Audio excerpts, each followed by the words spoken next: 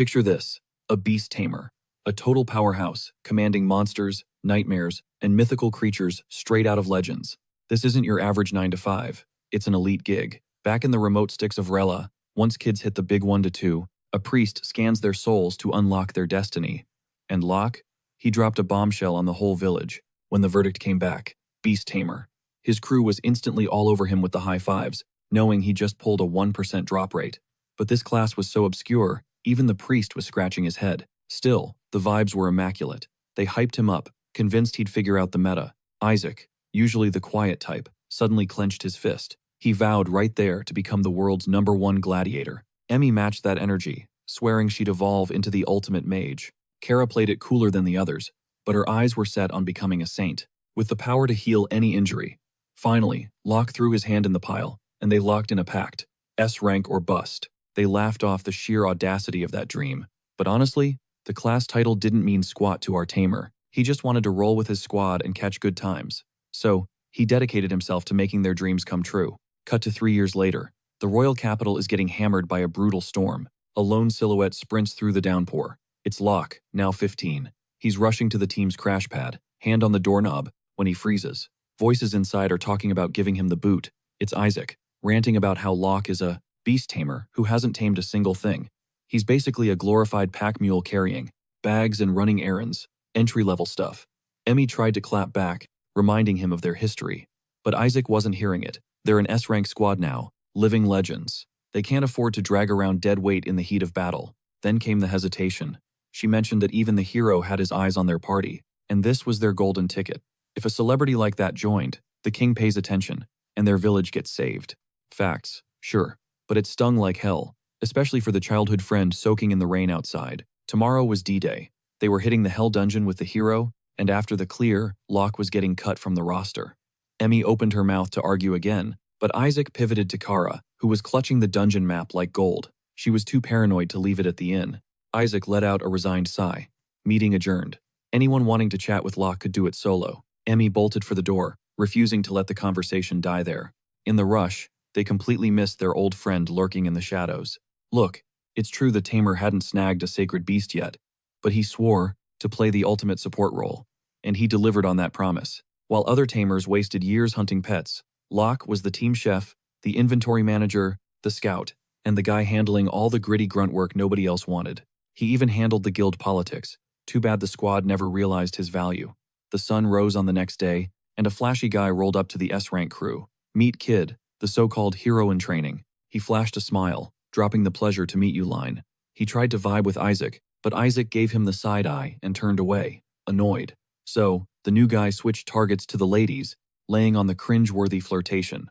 While Locke analyzed the scene, the hero strutted over with a cheerful grin. But the mask slipped instantly. He called Locke a servant and ordered him to haul his gear, showing his true colors. Emmy jumped in to correct the servant label immediately. Kid faked an apology, claiming he only assumed that because Locke was mooling all the luggage. Kara cut them off, just wanting to get moving, completely ignoring the disrespect towards her friend. But first, Isaac demanded a gear check. Without a word, Kid drew his blade, flexing the Dragon Slayer's ruin, a royal gift meant to one-shot actual dragons.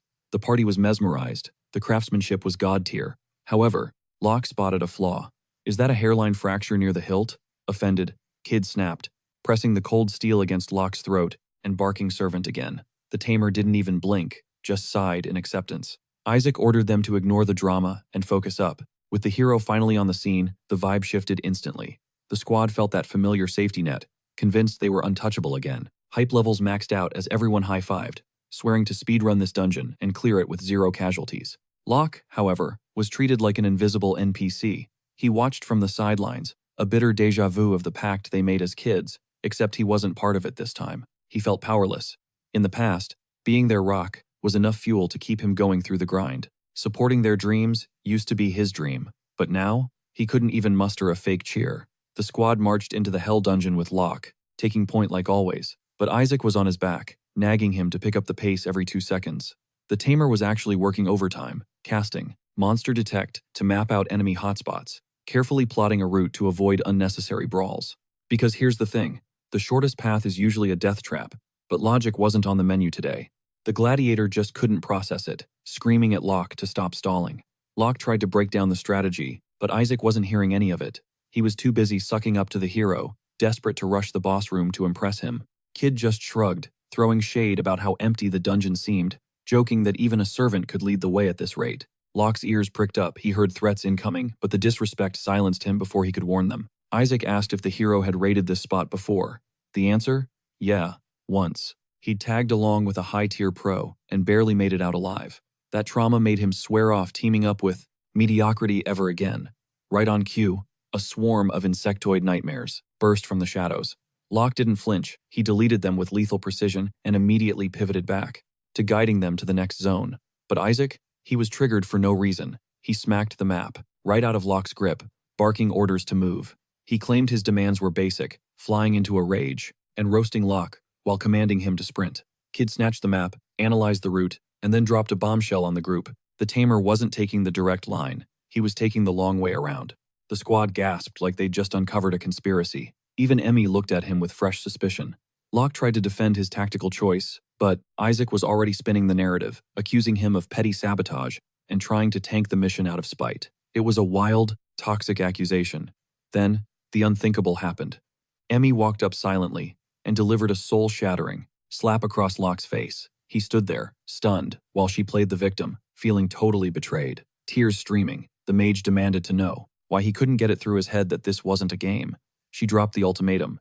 Not even she could defend him. If he kept acting like a liability, that's when it hit him. She was drinking the Kool-Aid just like the rest of them. He had explained the safety-first strategy 1,000 times before, and they used to be cool with it. The lack of trust was honestly insulting. But fine, if they wanted speed, he'd give them speed. He led them down the fast route, warning them it would be crawling with enemies. They told him to do his job and kill them, and he just nodded, totally checked out. While Isaac got scolded to focus up, Locke was stuck in a mental flashback, trying to pinpoint the exact second this friendship turned into a dumpster fire. His so-called teammates looked at him like he was dead weight, and it broke him to realize these were the same people he grew up with. Kid casually suggested kicking him from the party, while the tamer quietly mowed down monsters in the background. Finally, they reached the boss chamber, but the crew was absolutely gassed from fighting non-stop to get there. Massive doors barred the path. Seeing everyone panting, Locke suggested a quick breather to regroup. Isaac shut it down instantly, blaming Locke for wasting enough time already. Emmy shot him a look of pure disgust, saying it was riskier to keep him around, calling him an idiot who couldn't read the room. That was it. The tamer dropped the polite act and just accepted the hate. His chill attitude triggered the gladiator, who rallied the squad, declaring his patience was officially at 0. The mage stayed quiet, but the saint nodded in agreement. They claimed he'd been useless for too long. So, Isaac dropped the hammer. The tamer is fired the second this dungeon is cleared. Moving forward, they'd climb to the next level as a 4-man cell with Kid. Locke didn't even blink. He knew they had plotted this last night. With the elephant in the room addressed and the expulsion confirmed, Isaac got his mojo back. The 4 of them huddled up, reminding the tamer he was officially an outsider now. His orders? Stay behind Kara and spam buffs. Just shut up and do the magic support. They shoved the heavy doors open and stepped inside to face the boss. In the center of the room, a colossal beast lay sleeping, its luxurious fur shimmering in the gloom. As his chest heaved in a steady rhythm, the atmosphere in the room shifted instantly, eyes widening in sheer panic. It wasn't just shock. They didn't expect a gray wolf, but Locke knew better. A regular gray wolf? That's weak sauce for a dungeon boss. Catching the metallic shimmer in its fur, reality hit him. This was the silver wolf, Fenrir.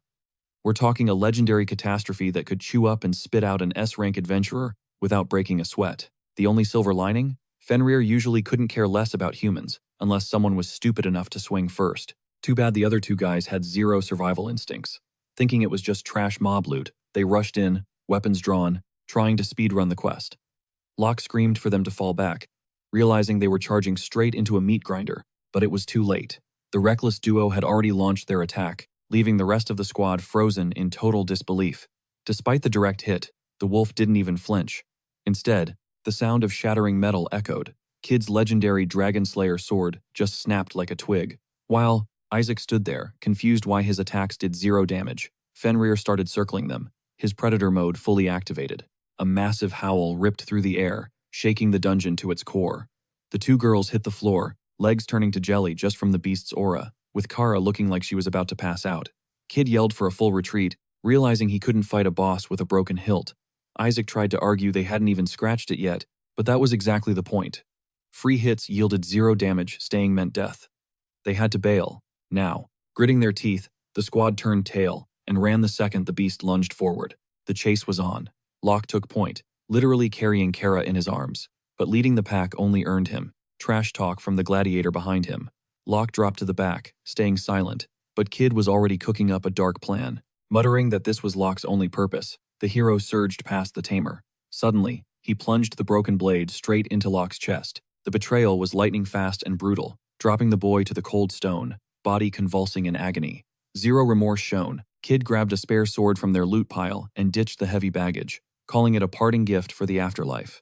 Shouting to Isaac, he announced that the guy was finally a real member of the party now. Locke lay there, paralyzed by shock, as his childhood friend confirmed the sentence with a twisted smirk. Like he had expected this backstabbing all along, he watched the two men sprint away, wondering how far they'd actually get. As the wolf snarled and kept up the hunt, Locke watched Emmy dash right past him, not even glancing back, tossing a hollow apology over her shoulder for leaving him to rot.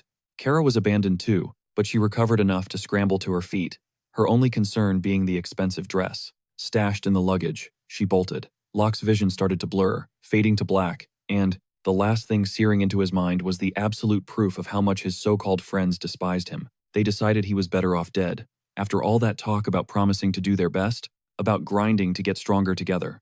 They claimed they trusted him, begged for his support, even said the party would fall apart without him. That betrayal cut deeper than the steel currently lodged in his ribs. While his mind raced through the trauma, Fenrir loomed over him, blocking out the light. Locke opened his mouth, letting out a weak, broken laugh. He still wanted to save those jerks. He couldn't bring himself to hate them. Fenrir growled low, looking down at the rotten humans who would sacrifice their own teammate just to save their own skins. Disgusted by such heartless behavior, the beast opened its massive jaws, deciding to at least give the boy a painless end. In that split second, Locke turned to face the wolf. Hearing the creature speak made him pause, gasping out a question about how a monster could speak the human tongue. Even the legendary beast flinched in surprise, confirming that the dying boy could actually understand its words. Both froze in disbelief. It had to be the passive effect of his beast tamer class. Now that they were on the same wavelength, Fenrir stepped closer, asking if the human still wanted to throw hands.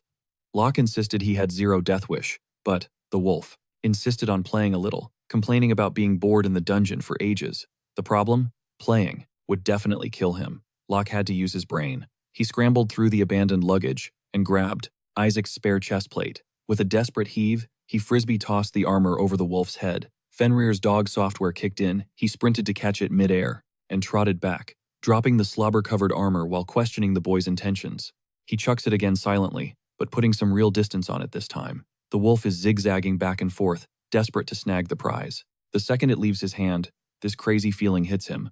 Look at that tail go, it is spinning like a helicopter rotor. Without even realizing it, he is fully immersed in the game. It is pure joy. And just like that, it hits them. It has been ages since either of them felt this alive. But reality crashes in. Locke brings up what the wolf said earlier about being stuck here. Turns out, there is a barrier seal. And it is no joke way too overpowered, even for a legendary beast to break. As they talk it out, the wolf plops down, totally bummed. Then, the tamer drops a hypothetical. If I bust you out, you rolling with me? Fenrir stares him down for a beat, then laughs it off. Good joke, kid. Locke is ready to walk away, expecting a no, when suddenly, boom, accepted. And this isn't just words. It is a pact from a species that physically cannot lie. Right then, a notification flashes in Locke's mind. The system is clear. The legendary beast wants to join the party. The voice demands the tamer's permission. It is his first time hearing it directly inside his skull, but he recognizes the phenomenon instantly. The archives are full of tamers reporting this exact thing. Though, there is that one horror story about a guy who completely lost his mind after hearing it. Still, Locke knows the stakes. He accepts the canine as his partner. Blinding light erupts from both of them. Fenrir is officially in the squad. The sacred beast sanctuary and the divine beast form unlocked. Since info on beast tamers is basically non-existent, Locke has 0 clue what kind of power he is sitting on. He's going to have to test everything out on the fly. The silver wolf is absolutely buzzing. Power and data are flooding his system now that the bond is sealed. Locke finally introduces himself properly. The wolf seems super interested in the name, and guess what? That tail starts going crazy again. He demands a new name for himself too, but Fenrir isn't asking for just any tag. He wants something sick, something that matches his legendary vibe. Locke is stumped. He spends a solid minute racking his brain, while the wolf literally blushes with anticipation. Finally, he speaks up. How about, Lucky? Super basic, right? The wolf's face scrunches up, teeth bared. But it is not rage, he thinks it is incredible. He accepts the name instantly, and starts bouncing around the cave like a puppy. Suddenly, glitch. A treasure chest spawns out of thin air. Looks like taming the divine beast counts as clearing the dungeon boss. Nice loophole. Dying to see the loot, he cracks it open. Jackpot. First up, a mysterious bracelet, and then a massive collar that actually makes Lucky grin. It looks so stylish. The wolf begs Locke to equip it on him right now. The moment it clips on, the zoomies return. But while Lucky celebrates, Locke inspects the bracelet. A voice chimes in, announcing he has equipped the miniature garden bracelet. Apparently, he can hop in and out at will. At first, he has no clue what that means.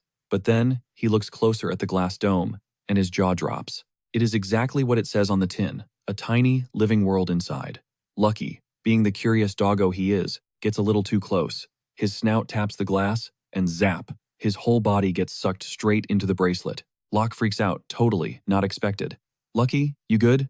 A voice echoes from the bracelet, confirming he is chill. Actually, he pops right back out, tail wagging, inviting Locke to come check out this fun garden. Sounds crazy, right? But there is only one way to find out if the wolf is trolling.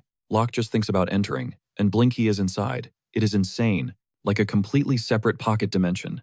The peace, the quiet. It is the ultimate chill spot. Okay, it is not huge, but the climate is perfect. This isn't just a hangout. It is going to work perfectly, as a magical item vault. Sure, inventory artifacts exist to store stuff in, pocket dimensions, but none of them can store living. Familiars like this. Lucky cuts through his analysis, asking, what's next, boss? Since his old life is pretty much over after today, Locke grins. How about we travel the world hunting down other divine beasts like you? The thought of building a squad makes that tail go supersonic. After all, there have got to be others out there, desperate for freedom just like he was. Now that is a solid mission. But first, gotta escape this dungeon. They exit the bracelet, and Locke hops on the wolf's back to ride out in style. Don't fall off. Locke grips that thick fur tight, grateful for the lift. Man, this is way faster than walking. Moving with that signature Fenrir swagger, they tore up the path. At this pace, hitting the stairs and the barrier was just moments away. Further up, Locke signaled a hard right. Lucky didn't get it. He hesitated, questioning the logic, since gunning it straight was obviously the express route.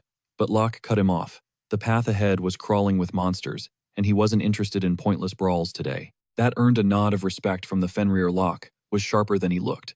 But as the wolf turned his head to check the surroundings, he spotted the carnage. Sliced up insect carcasses littered the floor. They slammed on the brakes, curiosity piqued. Locke hopped off, scanning the loot while Lucky watched, confused. Sure, these monster parts would fetch a high price on the market, but apparently, they tasted gourmet too.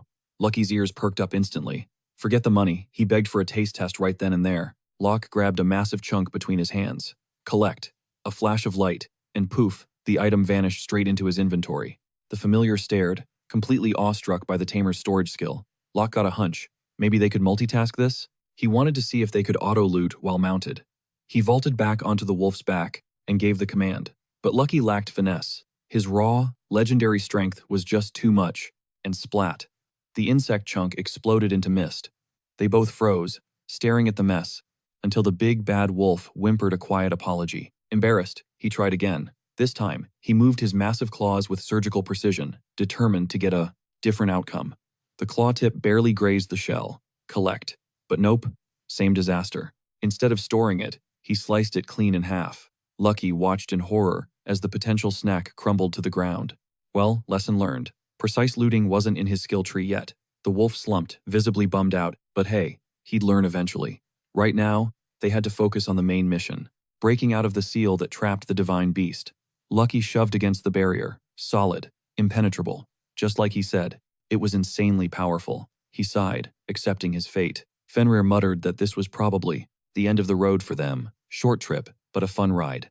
Locke just smirked, cutting the melodrama, telling him it was way too early to quit. He ordered Lucky to hop into the miniature garden. The wolf's eyes lit up. He got the plan instantly. This was actually genius. He vanished into the bracelet without hesitation. Moment of truth. No guarantee this glitch would work against a god-tier barrier. At least, that's what Locke was thinking, until he simply walked right through, like it wasn't even there. Once he was clear, he summoned Lucky back out, and they celebrated the genius workaround. The rest of the dungeon escape? A total cakewalk? with Fenrir sprinting toward the exit, blurring past everything. When fresh air finally hit his face, the wolf turned to thank the human. Freedom still felt like a dream, but he was ready to ride or die with this guy. Locke felt the same vibe. He held out a fist, the universal sign of brotherhood.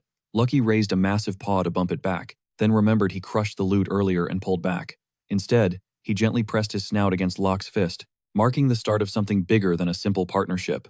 For the first time in history, a beast tamer had successfully tamed a divine beast. Cut to the Adventurers Guild, dead center of the capital. A massive crowd was forming. Turns out, walking a mythical wolf turns heads. Locke saw this coming a mile away, but the guards were panicking, rushing in to protect the guild from the big bad wolf. Lucky just let out a bored yawn, while Locke tried to de-escalate. He's tamed, relax. But the guards were too busy freaking out to listen. Weapons drawn, tension spiking. Locke wondered if he'd have to fight his way out.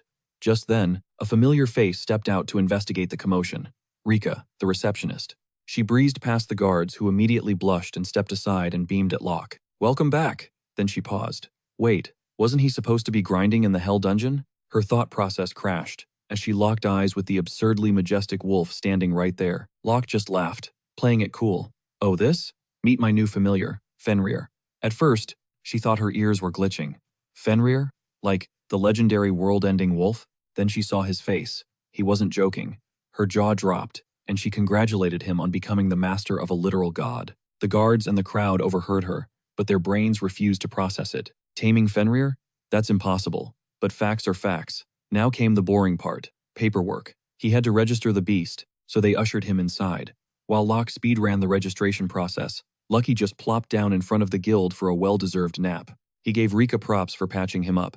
Then she dropped a bomb, asking where the rest of his squad was at, which caught him off guard. That silence confirmed they were still MIA. He decided to keep it 100. Kid had driven a blade straight through his chest. The hero had left him in the dungeon to rot. Rika looked horrified, scrambling to ask if he was actually okay. Luckily, it wasn't game over. The hero's cheap sword had snapped in half before it could finish the job. Letting out a breath, Rika realized the shady rumors about the young hero were actually legit. Back in his rookie era, Kid entered a dungeon with a full crew. The only survivors to walk out? Just Kid and one other guy. Word on the street is he used his own homies as bait just to save his own skin. Flashback to a few hours ago. Yeah, that sounds exactly like something that Snake would do. Rika was still tripping though. She couldn't wrap her head around why he'd target the tamer of all people this time. Kid claimed it was because the MC was useless trash, laughing it off. But to Rika, that was total cap. That logic made zero sense. If you asked her, the tamer was the MVP, easily the most capable member of the whole team. Kid's excuse was weak, especially since he claimed the MC only did basic stuff anyone could handle. That's probably the lame excuse they used to boot him right in the middle of a raid. Rika wasn't having it. She argued that is absolutely not the mindset an S-rank adventurer should have. She swore the guild would nerf their rank down to B, maybe even lower for this mess.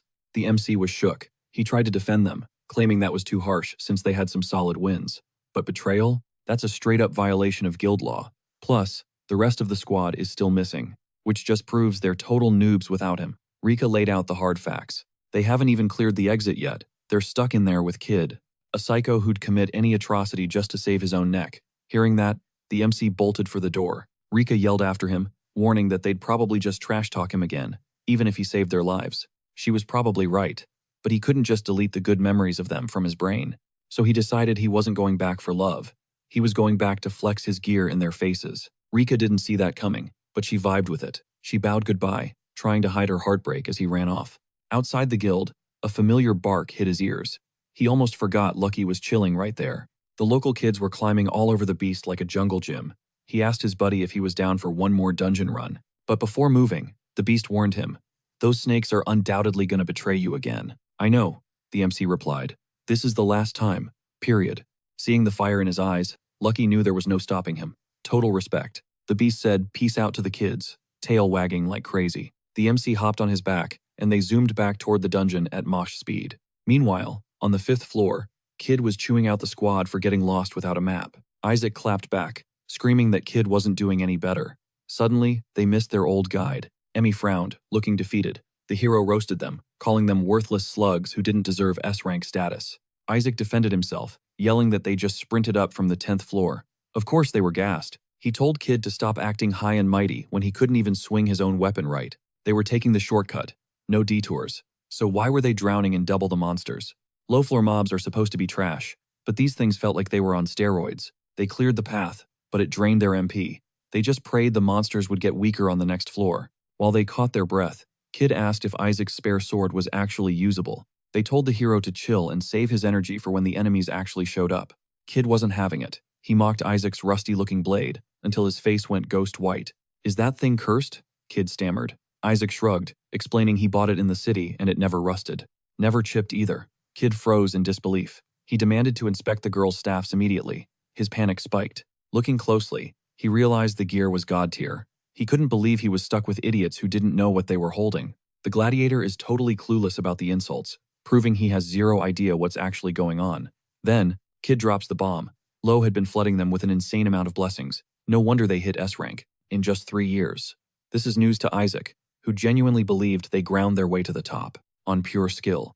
But nope, the kid was casting impact resistance, magic buffs, the works. He was constantly channeling a skill that funneled his own mana straight into his teammates. There were so many buff layers, Kid lost count. Basically, the Beast Tamer hard carried them to where they are now, even though his own level was barely on the charts. The truth hits them like a freight train. Silence hangs heavy in the air. Isaac is absolute shambles, realizing his S-rank title belongs to Lo.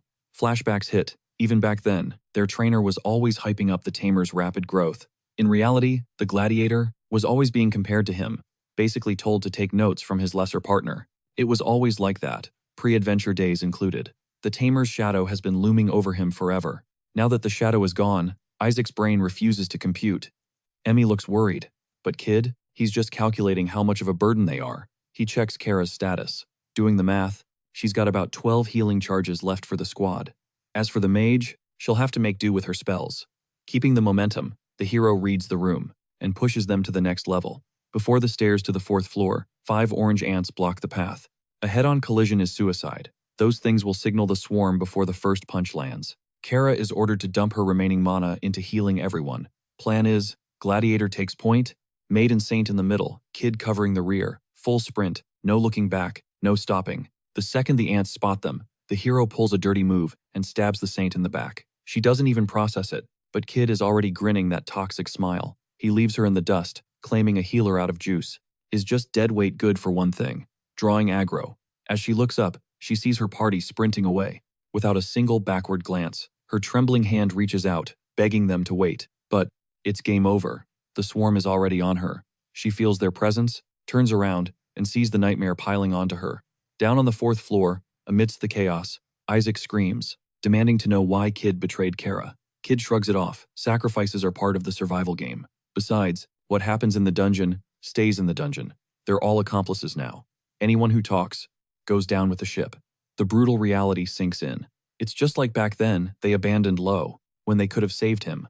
That makes them just as guilty as the guy holding the knife. Still, Kid didn't expect them to be this useless given their fancy rank. Isaac snaps, yelling he's not trash like them, and hurls an ant into the wall. But he's gassed. Even on the 4th floor, these monsters are tanky. Blue ants shouldn't be this tough. Before, they were fodder, barely worth the XP. He remembers the revelation about Lo's infinite buffs. It makes his blood boil, but rage won't save him from the enemies flanking them. Just as he's about to get wrecked, the Beast Tamer bursts onto the scene, Lucky tearing the monsters to shreds. Everyone is stunned. Seeing the guy they left for dead, they stare in disbelief. He's perfectly fine, riding a divine beast. He tells them he crawled back from hell, putting the traitors on edge. Fenrir suggests wiping them out, since no one would know anyway. Lo is ready to throw hands, but Emmy screams, begging her old friend to save Kara, trapped on the 5th floor. Lo immediately clocks what these heroes did. Standard behavior. Kid smiles, claiming it was the only play. Lo curses them out, unable to believe this garbage. Passes for heroes, let alone childhood friends. Lucky, with a smug look, highlights their total lack of remorse. Lo has to accept the reality, but he's not leaving the Saint behind. He calls on his familiar. The wolf is ready to show some mercy. He locks in, trying to track Kara's scent, that overwhelming perfume she used to mask the dungeon stench. Ignoring everything else, he listens to his partner and blasts off, leaving those random adventurers eating his dust. While the two guys glare daggers, Emmy just watches, face twisted with guilt. In no time flat, our duo hits the 5th floor, and it is straight up carnage immediately. One swipe from Fenrir obliterates entire waves, but the swarm is endless. It's like a tide of nightmares pouring out of the nest. drawn by the scent of fresh meat. They're so thick, they actually start crawling up Fenrir's fur. But Locke? He just smirks. He pushes forward to save his friend, totally unbothered. Losing Lucky isn't even a possibility in his mind. They crush the ant army. The divine beast notes their chemistry is fire, and Locke has to agree. It is the first time he has ever felt this synced with a partner. Their moves flow together perfectly, making the battle look easy. Once the trash mobs are cleared, they shift focus to hunting down Kara. They scour the area and finally spot her crushed on the ground, totally motionless. It hits him hard, memories of their time together flashing back. She used to nag him for feedback on her healing bruise. She was the team's dedicated healer. Back then, her whole world revolved around patching them up after dungeon raids. He scoops her up into his arms and forces a potion down her throat, the very one he created, thanks to her inspiration. Now he is betting everything it saves her. He holds her tight, praying for a miracle. In a weird way, he is grateful for everything she did. Suddenly, she hacks a cough, and her eyes flutter open. He gives her a light tap on the cheek to snap her out of it. She blinks, fully waking up, and looks totally bewildered to see Locke alive. She assumes she kicked the bucket, and this is the afterlife. Tears start flowing as she apologizes for abandoning him when things got real. She calls herself unforgivable for betraying such a kind friend. Locke cuts her off, it's all good now, but he decides to troll her a little. He says there is one tiny problem, even in heaven. He points at Lucky, and acts like they are both dead, claiming they have to defeat the underworld boss, Fenrir, to level up to the next realm. She stares blankly, trying to compute. The second it clicks, she passes out from sheer terror. Lucky rolls his eyes, clarifying that Cerberus is the Hell Guardian, not him. Locke realizes they need to head back to the city and tells the wolf to carry Kara.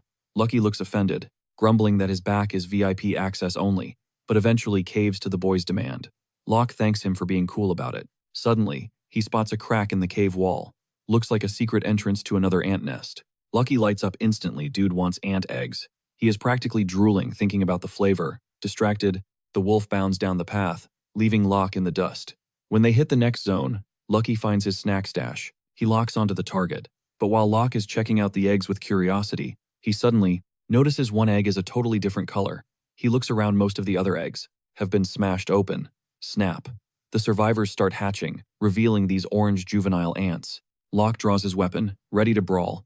But get this, instead of attacking, the ants rush him and hug his legs, calling him Papa. Lucky cracks up, joking that Locke must have a secret family on the side, explaining why he is always late. Suddenly, that voice rings in his head again, asking if he wants to recruit the orange ants into his party. He pauses. He literally just exterminated their kind, yet they want to join him. After a second of thought, he accepts. Leaving them there would be messed up. The orange ants immediately morph into human form. Locke is shook. They turned into little girls. Post-transformation, they get warped straight to the sanctuary garden. Locke tells Lucky he is dipping into the garden for a sec to check on the new recruits, leaving Kara with the wolf. Lucky agrees to babysit. Locke teleports to the sacred space. He realizes the place needs an upgrade to fit the new beasts. He pulls up the expansion menu, carefully choosing what to build. He drops in a river and a lake, then adds a shed and some fruit trees to complete the vibe. He decides to supersize the territory, transforming the area into a massive field. Once he locks it in, the sacred garden levels up into this lush, abundant landscape.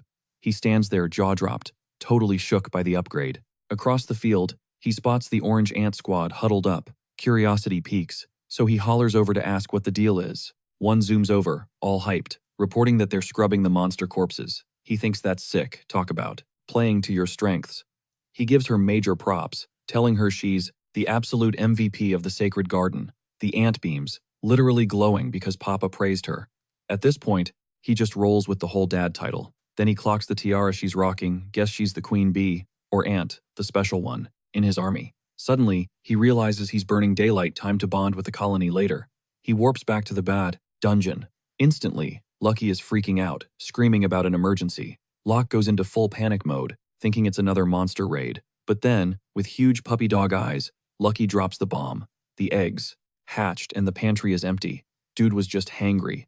Later that night, outside the guild, Locke tells Lucky to chill for a bit while he gets Kara sorted. The beast agrees to hold down the fort.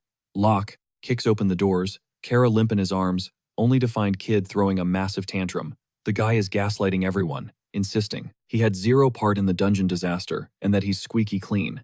Isaac backs him up, playing the victim card. We lost a friend. Why are you treating us like criminals? Rika isn't buying it, keeping the blockade tight with other adventurers. Then she spots Locke, approaching and tells him these clowns are denying everything. Kid immediately switches to nice guy mode, acting innocent, and begging Locke to clear the air, claiming the guild is being super suspicious of them for no reason. Locke plays along. I can't clear your name if the truth is dirty. He starts listing receipts he remembers clearly. How they struggled on the 4th floor and wounded Kara on the 5th just to use her as monster bait. He drops the mic. You stabbed me and left me as a snack for Fenrir. Caught red-handed. Isaac looks ready to throw hands, but Kid cuts him off, ordering him to chill. Kid gets in Locke's face, spinning the narrative. He accuses Locke of just being a bitter ex-party member, claiming he's chasing clout and spreading lies out of pure spite. He adds that Locke has zero evidence for these wild accusations. He mocks him, acting shocked that someone could lie so smoothly like it's a talent. And honestly, Locke realizes he doesn't have physical proof on hand. They get cocky, claiming that slandering a group without evidence is a crime. Since he's a hero in training, Locke could even get reported to the king, which would basically ruin him. That's when Locke pulls the ultimate power move. He yanks the broken blade fragment right out of his own neck wound. Here's your proof. Kid freezes, then stammers, claiming Locke did that to himself just to frame them. He glances at Isaac, who's lost his voice. Then Locke points to Kara. She's living proof you leave your friends to die. Seeing her friend's lifeless body, Emmy breaks down, sobbing apologies for abandoning her bestie. Locke watches her, eyes cold, not buying the crocodile tears yet. Kid doubles down. She died because she was weak trash. Not our fault. Locke cuts in. She was stabbed in the back by you and left to rot. The hero smirks, fully arrogant now. Dead girls tell no tales. You got nothing. Realizing this guy is a sociopath who won't confess, Locke leans down to wake Kara up. Hey, the guy who tried to murder you is talking smack. Let's shut him up. Suddenly, Kara mumbles something about a pretty dress. Emmy gasps, trying to shake her. Awake. Locke gives her another sharp slap to reboot her system. Boom, she's back, shocking the whole room. Emmy tackles her with a bone-crushing hug. Kara's gasping for air, but Locke intervenes. Save the reunion. We got a fake hero to roast. Kara locks eyes with the hero and sees red. Over being used as bait, she exposes him instantly. You monster, murderer. The crowd gasps their golden boy is actually a villain. With the smoking gun right there, Rika steps up and starts reading. Kid his rights, listing every single violation of the adventurer's code like a grocery list. Even if he is weighing the heavy sins on his conscience, the hero decides to strip himself of the title. With that drama settled, Locke bids farewell to Rika after all. Lucky is waiting for him outside.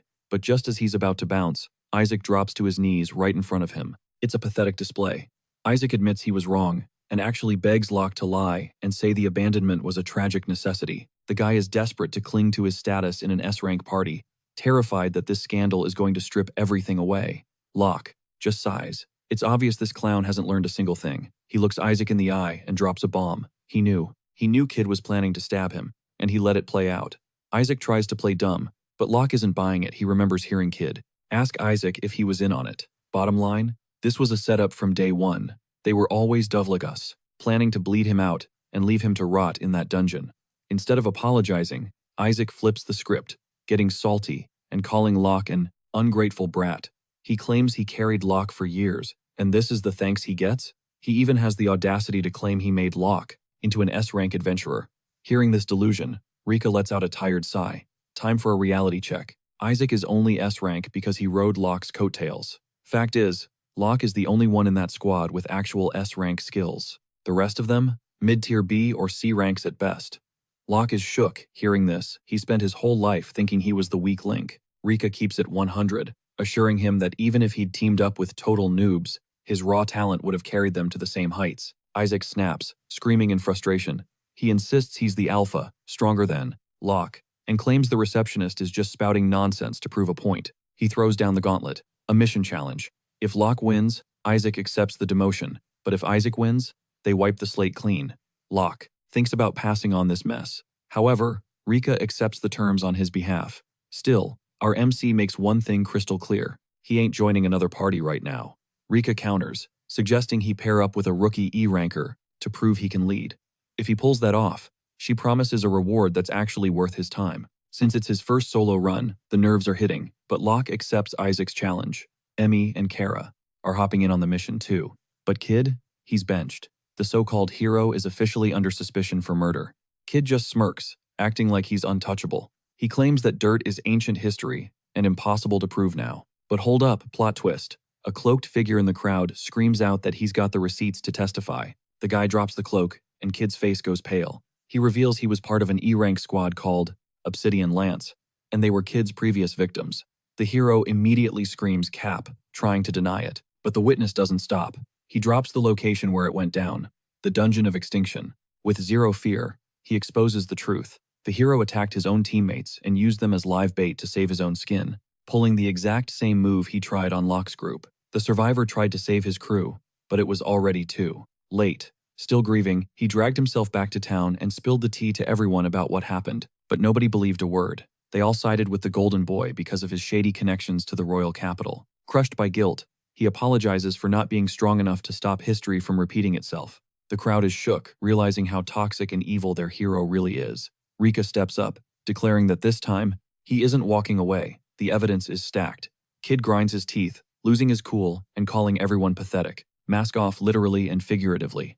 He drops the respectable hero act, draws his blade, and starts slashing at the adventurers trying to box him in. Rika screams at him to stop, adding more felonies to his rap sheet, but he's too far gone. He refuses to listen and literally spits at her for trying to lecture him. Desperate to avoid the guild's cuffs, he grabs Emmy and uses her as a human shield. Locke tries to talk him off the ledge, telling him it's not too late to surrender. That just triggers him more. He goes full psycho, cursing the guild and everyone around him for his downfall, demanding a path out if they want to see Emmy alive. As the crowd parts with caution, Kid makes a break for it, dragging Emmy by her clothes. Locke immediately sprints after them, but then, surprise, Kid and Emmy are already face-planted on the dirt. Lucky the MVP intercepted the escape plan. The hero is down for the count, and the divine beast is looking mighty proud of himself. Locke thanks Lucky for the clutch save and the takedown. The guards finally pile on Kid, securing him. Locke and the squad watch as the trash gets taken out, dragged straight to a lock cell. Locke turns to his divine beast, giving him one more thank you for having his back, before shifting his focus. Locke tosses their gear back at them like it's trash. Total power move. Emmy steps up, looking completely defeated with her head hanging low. She's practically begging for forgiveness, guilt written all over her face for betraying him. Locke keeps it cool, telling her to just chill. He says he's over it. But then Isaac butts in, acting like nothing happened, casually telling Locke he can have his old spot back. The audacity. Like, let's just squash the beef and move on. Isaac thinks it's that easy, but Locke just lets out this heavy, tired sigh. He sees zero remorse in Isaac's eyes, so Locke hits him with a hard, nope, there is absolutely no chance he's going back. That reunion tour? Cancelled. Isaac takes it personally, grinding his teeth so hard you can practically hear them crack from the rage. Then Kara slides in, trying to finesse the situation. She claims since they both got played, they should team up. Locke shuts that down instantly. He reminds her she's a snake too, and he doesn't roll with traitors. Kara snaps, turning on Isaac. She blames him for wrecking the squad by recruiting that so-called hero without asking anyone first. Isaac claps back, screaming, "You're the one who said Locke was useless trash." They start going at each other's throats. Locke just stands there, watching the circus. Finally, Emmy yells at them to stop, admitting they messed up big time by doubting their friend. They stabbed him in the back just to save their own skins. The reality check hits hard, and they realize she's right. Silence falls over the room as the guilt sets in. Rika steps up to break the tension, shifting the vibe to business. She drops the details on their mandatory quest. It's a tricky one, ranging from rank C to rank B difficulty. Isaac gets his ego back instantly. He's thinking, we're C-rank pros, this is going to be a total cakewalk. But Locke is actually reading the fine print. He notices something specific about what Isaac's crew has to hunt. They need to farm specific drops, orango eggs, green frogs, and rainbow butterflies, and they only have 1 week. Locke asks if they can actually handle that, but Isaac completely brushes off his concern. He swears he can do anything to prove he's superior to Locke. But as he looks down at the quest paper, Isaac freezes. He asks Rika for clarification, but she just gives him this mysterious, creepy smile. She teases him, asking if he's quitting already. A cold shiver shoots straight down Isaac's spine. He realizes the guild is playing 4D chess. It's a punishment.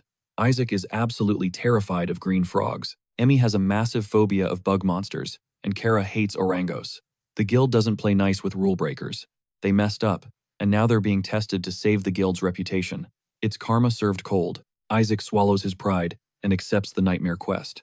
Once that toxic squad is finally gone, Rika shifts gears. It's time to hook Locke up with his new partner, Sanon. Since the prep takes a minute, She tells Locke to chill in the garden. As they head toward Sanon's quarters, Rika gets curious. She asks what his biggest red flag is in a teammate. Locke doesn't hesitate for a second. Betrayal. He also hates people who can't follow orders, they're just walking disasters. Then it hits him, Rika controls the quests. He asks if she's going to be okay after all that drama earlier. She flashes a confident smile and drops a bomb. She's actually the vice chief's assistant. She's got real power, not just a receptionist NPC. That realization makes Locke pause. Flashback to 3 years ago, she took care of him back then. He starts wondering how old she must be to have that much clout. But he knows better than to ask a lady her age. He gets nervous and lies, saying he's just thinking about Sanon. Rika warns him that Sanon's situation is complicated, but she guarantees Sanon won't stab him in the back. She admits Sanon is paranoid, but has a good heart. They head to the training grounds for the meetup. They go deep underground, a restricted area Locke has never seen. The doors slide open, and his jaw drops. Meet Sanon, the elf. Locke is confused. Elves usually aren't adventurers. Then he spots it, the slave collar around her neck. Rika confirms his suspicion. She's a slave adventurer, property of the guild. And here's the kicker. Her last 5 masters? Dead. Every single one. 2 natural causes. 1 got poisoned. 1 took a long walk off a short cliff. And a monster ate the last one. That's how the guild got stuck with her. Her last owner owed the guild big money. Locke agrees these accidents sound super shady. That's not bad luck. That's a pattern. Sanon stares him down, warning him that she's a grim reaper. She tells him to run while he still can. But for Locke, it's already too late to turn back. Too late to back out now, he already took the gig. Suddenly, her gaze snaps into focus, weapon raised high. The blade presses right against his jugular. With a look that screams danger, she warns him to keep his distance, mocking him for failing to dodge such a basic, amateur strike. Stone-faced, he claps back. He didn't fail to dodge. He chose to take the hit. She grinds her teeth, absolutely rattled. Trembling with rage, she steps closer, demanding to know if he has a death wish. She admits she gave up on living a long time ago. The moment those chains went on, tears start streaming down her face as she begs him to walk away. She's sick and tired of watching people drop dead around her. He cuts in, calm as ever, promising her everything's gonna be fine. Snatching up a wooden training sword, he smirks. He's just the kind of guy who can't say no to a damsel in distress. She lunges again, but he stands his ground like a statue. Realizing he's not budging, she decides to go all out. Determined to force him back, she unleashes a rapid-fire combo of strikes. As he parries her onslaught, he realizes she's got speed and precision. She wasn't bluffing about pushing him back. Judging by her footwork, she's definitely put in the hours. But losing isn't in his vocabulary. He swings his weapon with raw, brutal force. Shannon's sword goes flying as she hits the dirt. He points out that textbook swordsmanship is way too predictable. Game over, she needs to yield. But she refuses to stay down. She launches herself at him, throwing a vicious kick to keep the pressure on. He clocks her solid foundation in martial arts immediately. But just like her swordplay, her brawling style is rough around the edges, lacking real combat experience. He catches her fist midair and slams her into the ground with overwhelming power. A cry of pain tears from her throat, yet she won't tap out, because her defeat means his death. She tries to convince him he won't die because of her. He tells her to just trust him, but she can't. That's the same line everyone else used right before they died. Still shaking from the impact, she declares there's no way she can beat him. Determined to stop her from sacrificing herself, he offers to show her exactly why he's unkillable. Time for the ultimate flex. He summons Lucky, and the massive Fenrir materializes. The wolf lets out a bone-chilling howl. Lucky is so terrifying he intimidates a bird right out of the sky. Shannon is completely floored, realizing he has the literal divine beast Fenrir as his pet. Shannon's mind drifts back to the past. In her memories, life is good with her little brother Sess, who is 5 years her junior. Born and raised in the elven village, she thought those happy days would last forever. But everything shattered the day Sess vanished. Her parents rushed into the woods to find him, telling her to stay put. But sitting still wasn't an option. She chased after them into the forest. Pushing deeper into the unknown, she ended up at the wizard's mansion. Their playground was the Forest of Affection, a sacred place where elves and humans swore an oath of friendship. Deep in those woods stood the mansion, rumored to be occupied by a wizard. But it was a forbidden zone for everyone except a chosen few. The place looked untouched. She doubted her brother was inside. Still, she crept forward, needing to see for herself, just to be sure. Pushing the door open, she was swallowed by the mansion's gloomy interior. Creeped out by the dead silence, she yelled out for anyone. Suddenly, a door on the second floor creaked open. She bolted up the stairs. Bursting into the room, she found her little brother passed out cold on a table. She rushed to his side, checking his vitals. He was breathing, Relief washed over her, and she decided to get him home immediately. That's when she felt eyes on her from above. Glancing up, she saw a shadowy spirit, staring daggers at her. She scooped up her brother and ran for the exit, but the door was locked tight. As the shadow closed in, she begged for her brother's life. Instead of listening, the dark spirit dove straight into her body. Her chest tightened in agony, and everything went black. When she came to, she was shocked to find herself back home. Cess was safe and sound, which was a huge relief. But after that day, the nightmare began. Living creatures around her started dropping dead, and with every death, the victims grew larger and larger. Then the worst-case scenario hit. The family horse dropped dead. She tried spilling the tea to her parents about the strange vibes, but they totally gaslit her. Terrified that her fam was next on the chopping block if she stayed, she made a brutal choice. She decided to ghost the village to save them from the bad juju she was carrying. But since she was just a sheltered village girl with zero street smarts, she ended up getting slapped in chains and sold into slavery. Luck turned around when she scored a master who was actually a total sweetheart. This old-timer schooled her on the world, leveling up her stats from clueless to woke so nobody could ever play her like a fiddle again. But happiness is fragile. 18 months later, the old man passed away peacefully. Deep down, she knew she was the toxic factor, even if she didn't want to admit it. Then the body count started rising. Master number 2, dead from sickness in just 3 months. The third guy took a nosedive off a cliff in under a week. The fourth one, straight up deleted himself with poison, and number 5 got shredded by beasts. She was so done with being a walking death sentence for everyone she touched. After that disaster streak, she earned the savage nickname the Reaper and begged to be thrown in solitary just to stop the collateral damage. But the guild wasn't hearing it. By the time they took her in, she was mentally fried and hanging by a thread. That's when Rika stepped into her cell, dropping an offer to join a squad as an adventurer. Thanks to her massive trauma, she was in her lone wolf era.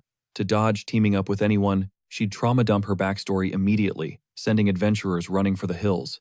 Sometimes she'd literally throw hands just to stay solo, protecting her isolation. Until she met this one guy, stubborn as a mule, who refused to catch the hint, greeting her with a wholesome smile instead of fear. She tried to ghost him like the others, but he wasn't quitting. She heard rumors he got booted from an S-rank party, but his power level was off the charts. Desperate, she went full tryhard in their duel, to scare him off. She threw everything she had at him, but the dude just kept walking forward like a tank. Then the bomb dropped. His partner was the legendary beast, Fenrir. It felt like a fever dream. She flashed back to how everyone treated her like a plague because of her curse. She had resigned herself to suffering until the bitter end. But meeting Locke? Total game changer. For the first time in her tragic life, she felt a spark of hope. Maybe, just maybe, she could break this curse and actually see the world. With that thought living rent-free in her head, her system crashed from the emotional overload. She passed out, but for once, she looked totally at peace. Rika hauled her off for some much-needed R&R, while Locke watched the whole thing with a mission-accomplished vibe. Locke's attention shifts to Fenrir. The divine beast is low-key panicking, thinking his earlier howl was a flop, but Locke chills him out, assuring him it was clutch, and stopped the brawl perfectly. Hearing that, the big guy finally relaxes. Then the question is, what to do with the bird that dropped out of the sky, mid-howl? The system asks Locke if he wants to recruit the feathered friend, who is basically begging to join the squad. Locke swipes right, accepting the bird and sending it to the sanctuary. Lucky immediately wonders if the bird tastes like chicken, but Locke shuts that down fast. Friends are not food. Right then, he spots Sannon and checks in to see if she's cooling off. She hangs her head, apologizing for going aggro on him earlier. Locke plays it cool, telling her he gets it. She was just doing what she thought she had to do. She thanks him and drops a truth bomb. She wants to explore the world with him as her guide. He digs her honesty and promises to team up. She's down, and they seal the deal with a fist bump. Lucky gets hyped for her and tries to copy the fist bump. She says it's all good, instantly vibing with the wolf. Suddenly, Lucky clocks something dark. He confirms she's under a nasty, evil spirit curse that sucks the life out of everything around her.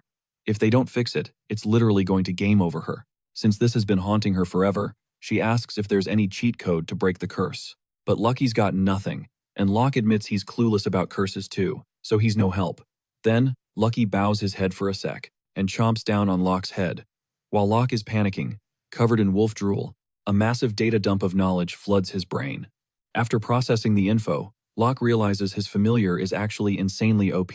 Now, armed with intel, Lucky hypes him up to find a fix and purge that curse for good. Just then, Guildmaster Titus and Rika bust into the room, interrupting the moment. Locke is completely blindsided by the surprise visit, totally caught off guard. He was absolutely shook by this sudden drop-in. Locke stares in total disbelief. Did he just hear that right? Titus is actually refusing to let him purge the curse. Here is the catch. Sinan is technically guild property, a slave, and according to the bureaucratic rulebook, no unlicensed random is allowed to perform a high-level dispel ritual. Locke calls absolute garbage on this red tape because they are sitting on a ticking time bomb and Sinan could get wrecked. Titus raises a hand, warning Locke he is starting to crash out like Isaac, letting emotions drive the bus. That hits home. The kid cools off and mumbles an apology. Titus softens the blow, telling him to take a breath, admitting things have been chaotic lately. Locke nods along with the guild master, but then his brain clicks. He spots an opening. He asks the million-dollar question. If Sinan stops being an employee, can I break the curse then? A sly smirk tugs at Titus's lips. The old man loves it. Sharp kid. He cuts to the chase. Locke needs to buy Sanon's contract from the guild. That is the loophole. If he steps up and buys her out, she is no longer on the payroll, and he is free to shatter that curse. Locke is down to help, but damn, that is a massive life decision out of nowhere. Titus grins, asking what Locke thinks the guild actually stands for. The kid gives the textbook answer, to support adventurers. Sure, that is part of it, but Titus drops some wisdom. The guild exists to facilitate happiness. That is why Isaac's snake-like betrayal cannot fly. Kicking them out would be the standard move, but that wouldn't teach those clowns a thing. He wants this mission to be a wake-up call. He wants everyone to find their happy ending, especially Locke, who took all that heat from his toxic ex-party. Titus shifts his gaze to Sanon. She has been through the grinder too, yet she still puts others first. In a lot of ways, these two are cut from the same cloth. They know what real struggle tastes like. Honestly, they would make a killer power duo. Hearing this, Locke is shook. He thought he was alone in this, but it turns out the big boss was actually paying attention the whole time. He turns to Sinan, locking eyes with her. What do you want to do?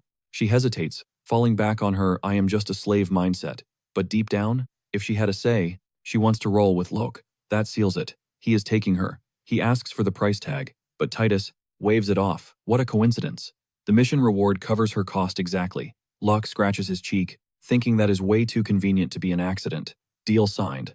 Locke steps up to delete that curse, implanted by the dark spirit. He starts chanting the dispel mantra, dragging the entity out of Sanon's shadow. But the thing fights back. It tries to jump bodies and consume Locke entirely. He grits his teeth, pushing harder, until a blinding white light erupts from his hands, obliterating the shadow into dust. Locke collapses. Running on empty, Titus gives him props for the clean work. Locke gasps out a thank you, grateful for the guidance. Then Titus drops a bomb. For a first-timer, breaking an archdemon's curse is absolutely insane.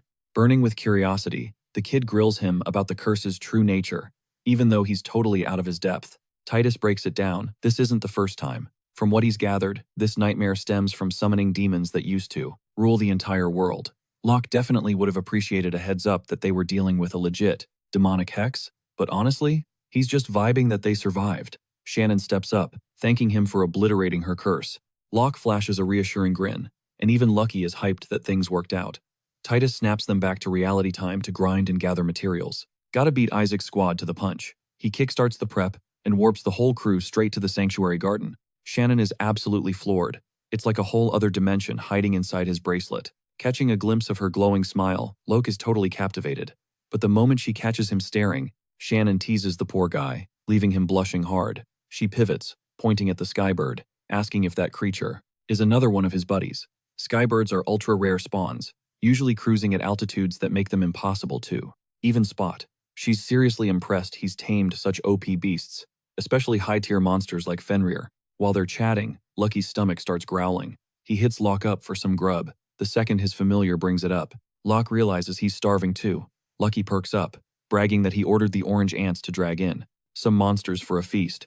Locke scans the area, 0 ants in sight. Lucky casually drops the bomb that they built a dungeon under the hut. Locke is shook. The trio heads over to check out the dungeon Lucky mentioned, finding a massive crater in the field. Shannon can't believe her eyes when she spots orange ants, rocking human forms.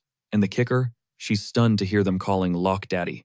Lucky trolls him immediately. The kid frantically tries to explain to Shannon that he was just there when the egg hatched. Assuming it's some dark, twisted secret, she promises to keep her lips sealed. Lucky shoots him a side-eye smirk, making the cringe factor skyrocket. The master and his familiar keep trading, shady looks and roasting each other non-stop, leaving Shannon wondering what the heck is going on. They're having a blast without her, and it feels totally unfair. It's super frustrating, mostly because she can't understand a word, Lucky says. Only Locke speaks his language, although she somehow understands the ants, which is wild. The ant reveals she actually has the skill to speak human tongue. Unlike the mindless drones, she's fluent. As the general of her army, that's pretty impressive stuff.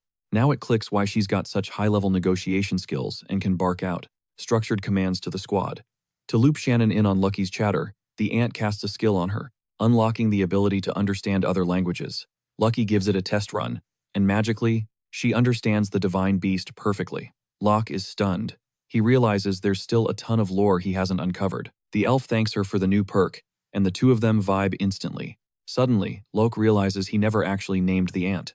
He decides to dub her Petra. The ant literally jumps for joy, hyped to finally have an identity. She begs him to name the others too, and he agrees. Problem is, they're total clones, so coming up with names is a struggle. He lazily goes with Orange A through Orange E. They look pretty salty about it at first, but then start celebrating just to have names at all. Seeing them so pumped, he resolves to give them proper names once their unique vibes shine through. Then he asks Petra about the underground base they built. Petra gives him the grand tour, showing off the cold storage where they stash the meat, and the drying room where they cure the leather, she points out.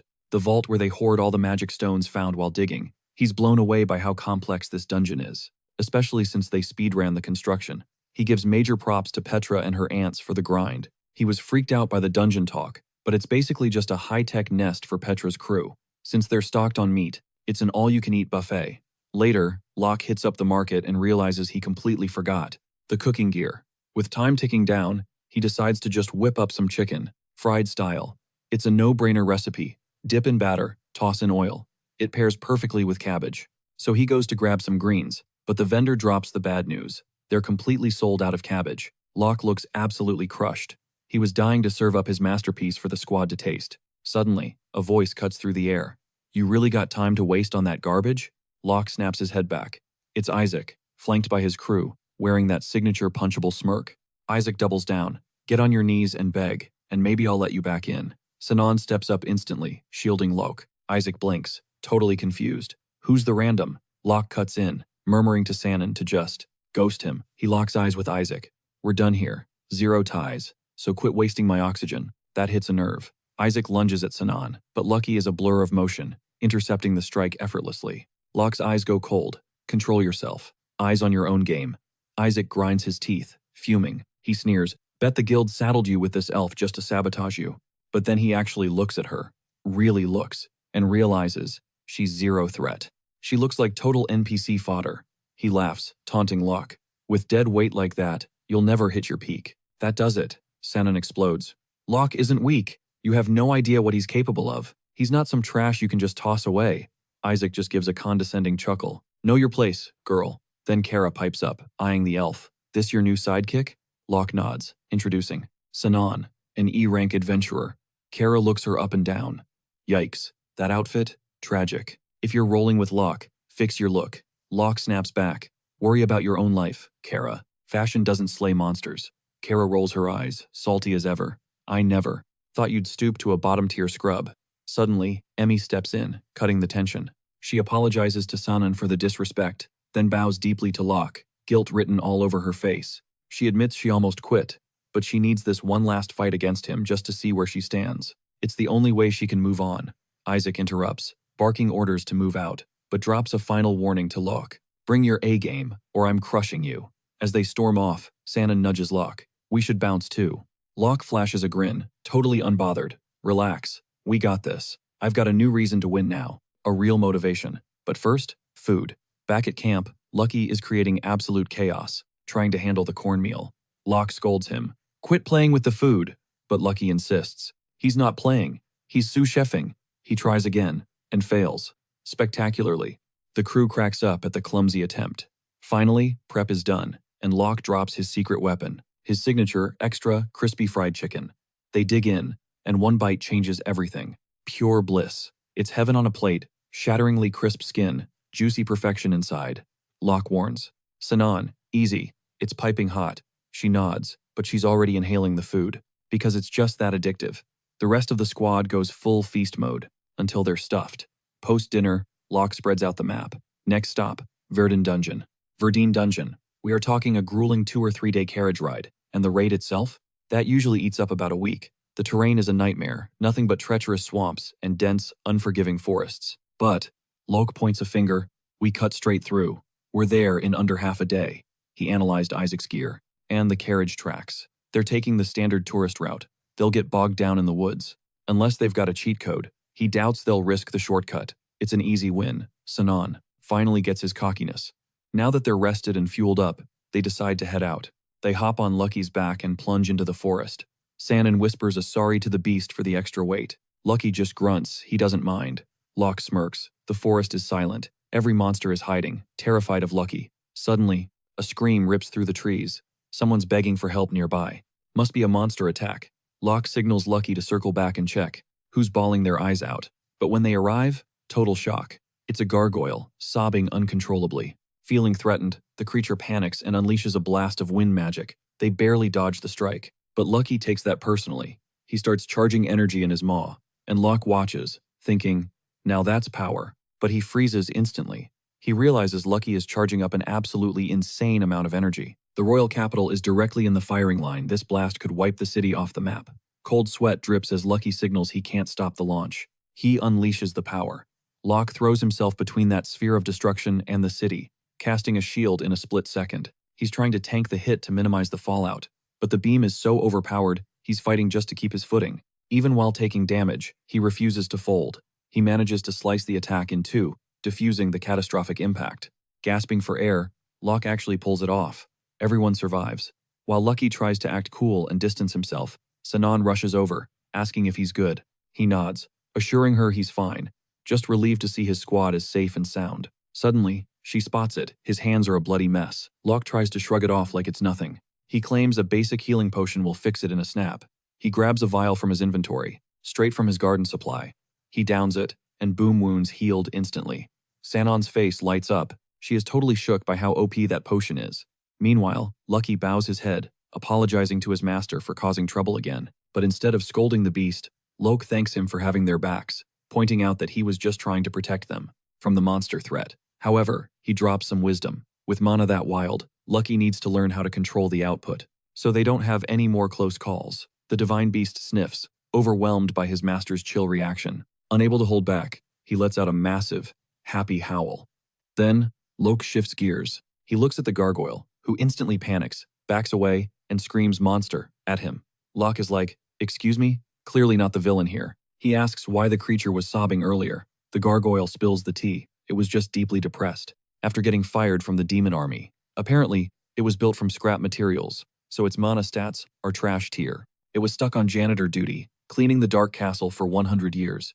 But when new management took over, they decided they didn't need a monster whose only skill was pushing a broom. It wandered the forest, totally aimless. Eventually, it stumbled upon a village, but the villagers chased it out immediately. It had never seen humans before, having only known the castle walls. That rejection hit hard. It felt miserable, realizing how incomplete and broken it was. As a monster, tears start streaming again as it questions why it even exists. Locke is confused. He notes that gargoyles are usually the elite spec ops of the demon army, requiring massive mana just to create one. It's hard to believe someone would craft a gargoyle so carelessly. Using leftovers? Crazy. He asks what it wants to do now. Still confused, the gargoyle can't make a decision, and starts crying again. Feeling bad for the little guy and overwhelmed by the situation, Locke drops the invite. You want to join my exploration team? The gargoyle is stunned. It's just a weak monster, a glorified janitor, and yet, he wants it on the roster?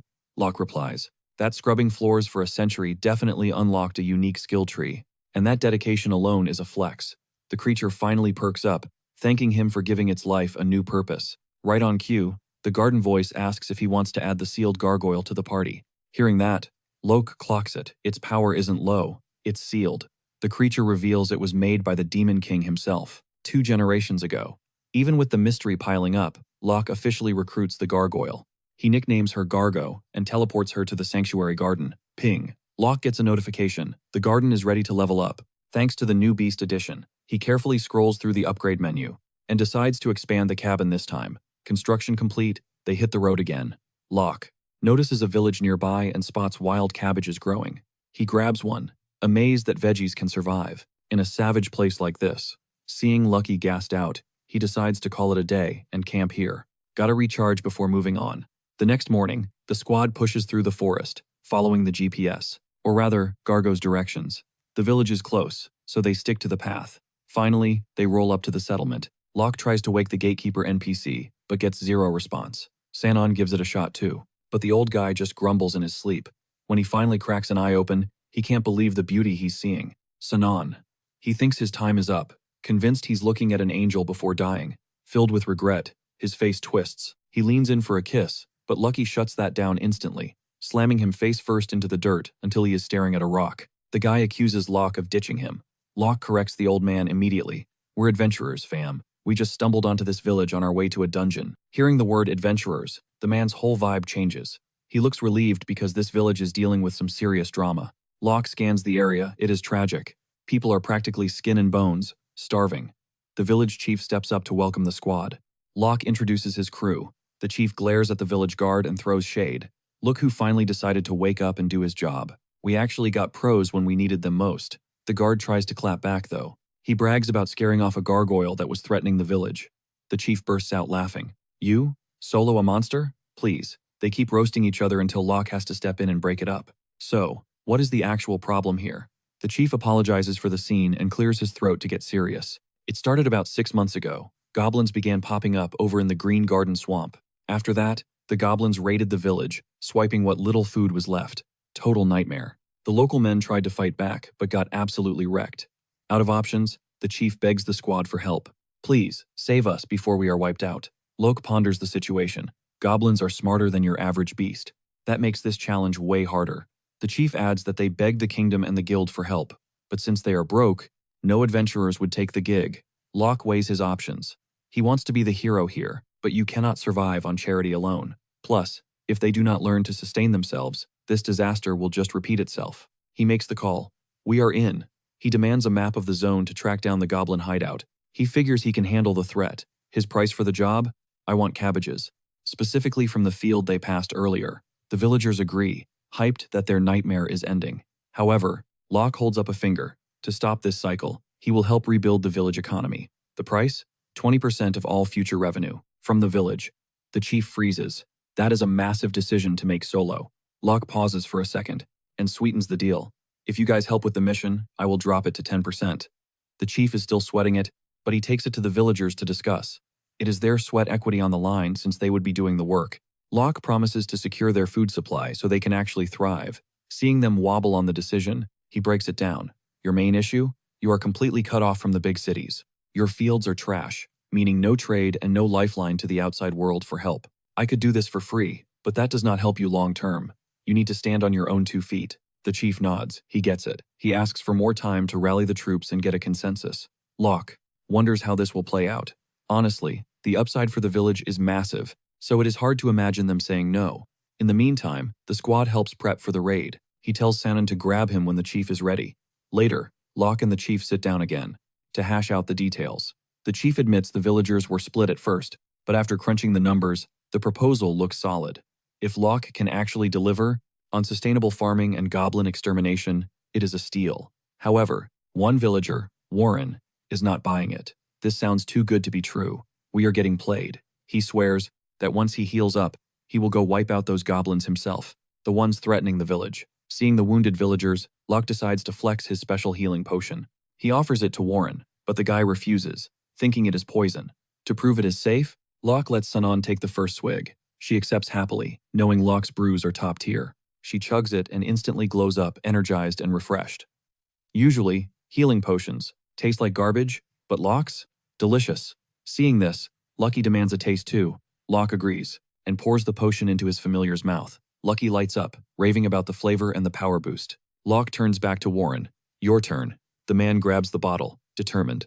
To prove it is a scam, he downs it and boom, instantly healed and recharged. This tastes like apples. He has never had anything this good. It is like discovering magic for the first time. The old man's jaw hits the floor as he flexes his leg. Zero pain. Instant mobility. It's a straight-up miracle. Luke cuts a deal. He needs supplies for the mission, and in exchange, unlimited potions for the wounded. Realizing this kid is the real deal and not some scammer, Warren does a total 180. He pledges full support, apologizing profusely for ever doubting the guy. He humbly begs Luke to lend his power to the village. You can feel the tension vanish. Smiles everywhere. Now that Luke and the locals have locked in that trust, and with zero objections to the plan, the pact is sealed. That calls for a celebration. Later, the whole village throws down a massive feast, but they're totally shook by one detail: how actually fire the cabbage tastes. They always thought that green stuff was just garbage food for horses. Luke drops some culinary knowledge, saying cabbage works in tons of dishes. Then, he pulls a slick move, slipping a healing potion directly into the stew. Suddenly, the sick villagers start feeling brand new after just one bite. He calls over Sannon and tasks her with taking Orange to guard the villagers on a fetch quest. She hesitates, feeling way out of her depth to handle a solo mission like that. But Luke shuts down the doubt, assuring her she's got the skills to wreck any local monsters. Plus, the orange ants might be tiny, but they're absolute tanks. Hyped up by his confidence in her, she vows to crush it. Meanwhile, the rest of the squad focuses on blazing a trail to the royal capital. Kroll points out they need this road for trade routes, and to sort out their supply chain issues before sending anyone out. Luke casts a massive support buff to spike their speed and stamina. With this upgrade, they can speedrun the tasks, but he warns them the mana boost is on a timer, it won't last forever, so don't burn out. Sanan is starry-eyed again, stunned that he just casually dropped an AoE buff on that many people. He tells her with her mana pool, she'll master spells like that in no time, promising to train her once the dust settles. The villagers get to grinding on the road, attacking the work with serious hype and focus. Even Luke and Lucky jump in to get their hands dirty. As the sun starts dipping below the horizon, Luke calls it a wrap. Looking at the progress, the pavement is practically done, they'll finish by tomorrow. All thanks to Luke's magic hacks. The construction was a breeze, and trade can start as soon as possible. The team celebrates the win, and Luke cracks a smile watching them. He honestly thinks this crew is too good for him. When night falls, he chills in the garden, analyzing a map. Sanan brings him some tea. He notices she's still in work mode and tells her she needs to crash first, pointing out she outworked everyone today and needs to recharge. She refuses to sleep before her master does, insisting she'll rest later. Luke sighs and asks her to drop the master title and the formal talk. It makes him cringe. He doesn't see a slave, he sees a teammate. She beams at that, realizing he's genuinely a good soul, feeling incredibly lucky and grateful their paths crossed. He flashes a reassuring grin back, admitting he's just as thankful to have found her. Getting back to business, he decides that tomorrow is market day in the capital. He'll have the villagers harvest the cabbage. With the current food shortage, they're going to make a killing. He also figures it's time to accept that guild commission and clear the mission. There's also a gut feeling that Titus is plotting something shady, even if the details are fuzzy. Deep in thought, he notices Sanan dozed off sitting up. Chuckling at the sight, he casts a gentle sleep spell to help her rest. Peacefully, it's dead silent in the monster world. Every creature is snoozing. Luke creeps out of the cabin to avoid waking the squad. Surprise, surprise. Lucky is outside waiting for him. They both know night is prime time for catching rainbow dragonflies. Lucky insists on tagging along, claiming no monster would dare attack with him there. He then asks Luke what the plan is for the goblins. Surprisingly, Luke says it's chill. He knows some random adventurer is bound to show up and wipe them out. Lucky doesn't get the logic but drops it. The duo spends the night having a blast snagging rainbow dragonflies in the woods with nets. The next morning, Luke wakes up in his own bed, hearing someone humming in the kitchen. Figuring it's Shannon making breakfast, he heads out. Locke steps out of his room ready to help, expecting to see Shannon. Instead, instant plot twist. It's Gargo. And he's not just cooking. The massive monster is rocking a frilly pink apron like it's high fashion. The sight of a literal gargoyle playing house husband is too much. Locke lets out a terrified scream. Gargo just blinks, asking if he's good. Locke stammers that he's fine and tries to step in, but Gargo shuts him down. This kitchen is his domain. At the Demon Lord's castle, Shannon rolls up with a cheerful morning, apologizing for crashing next to Locke last night. Locke ignores the awkwardness, spotting a wooden training sword in her grip.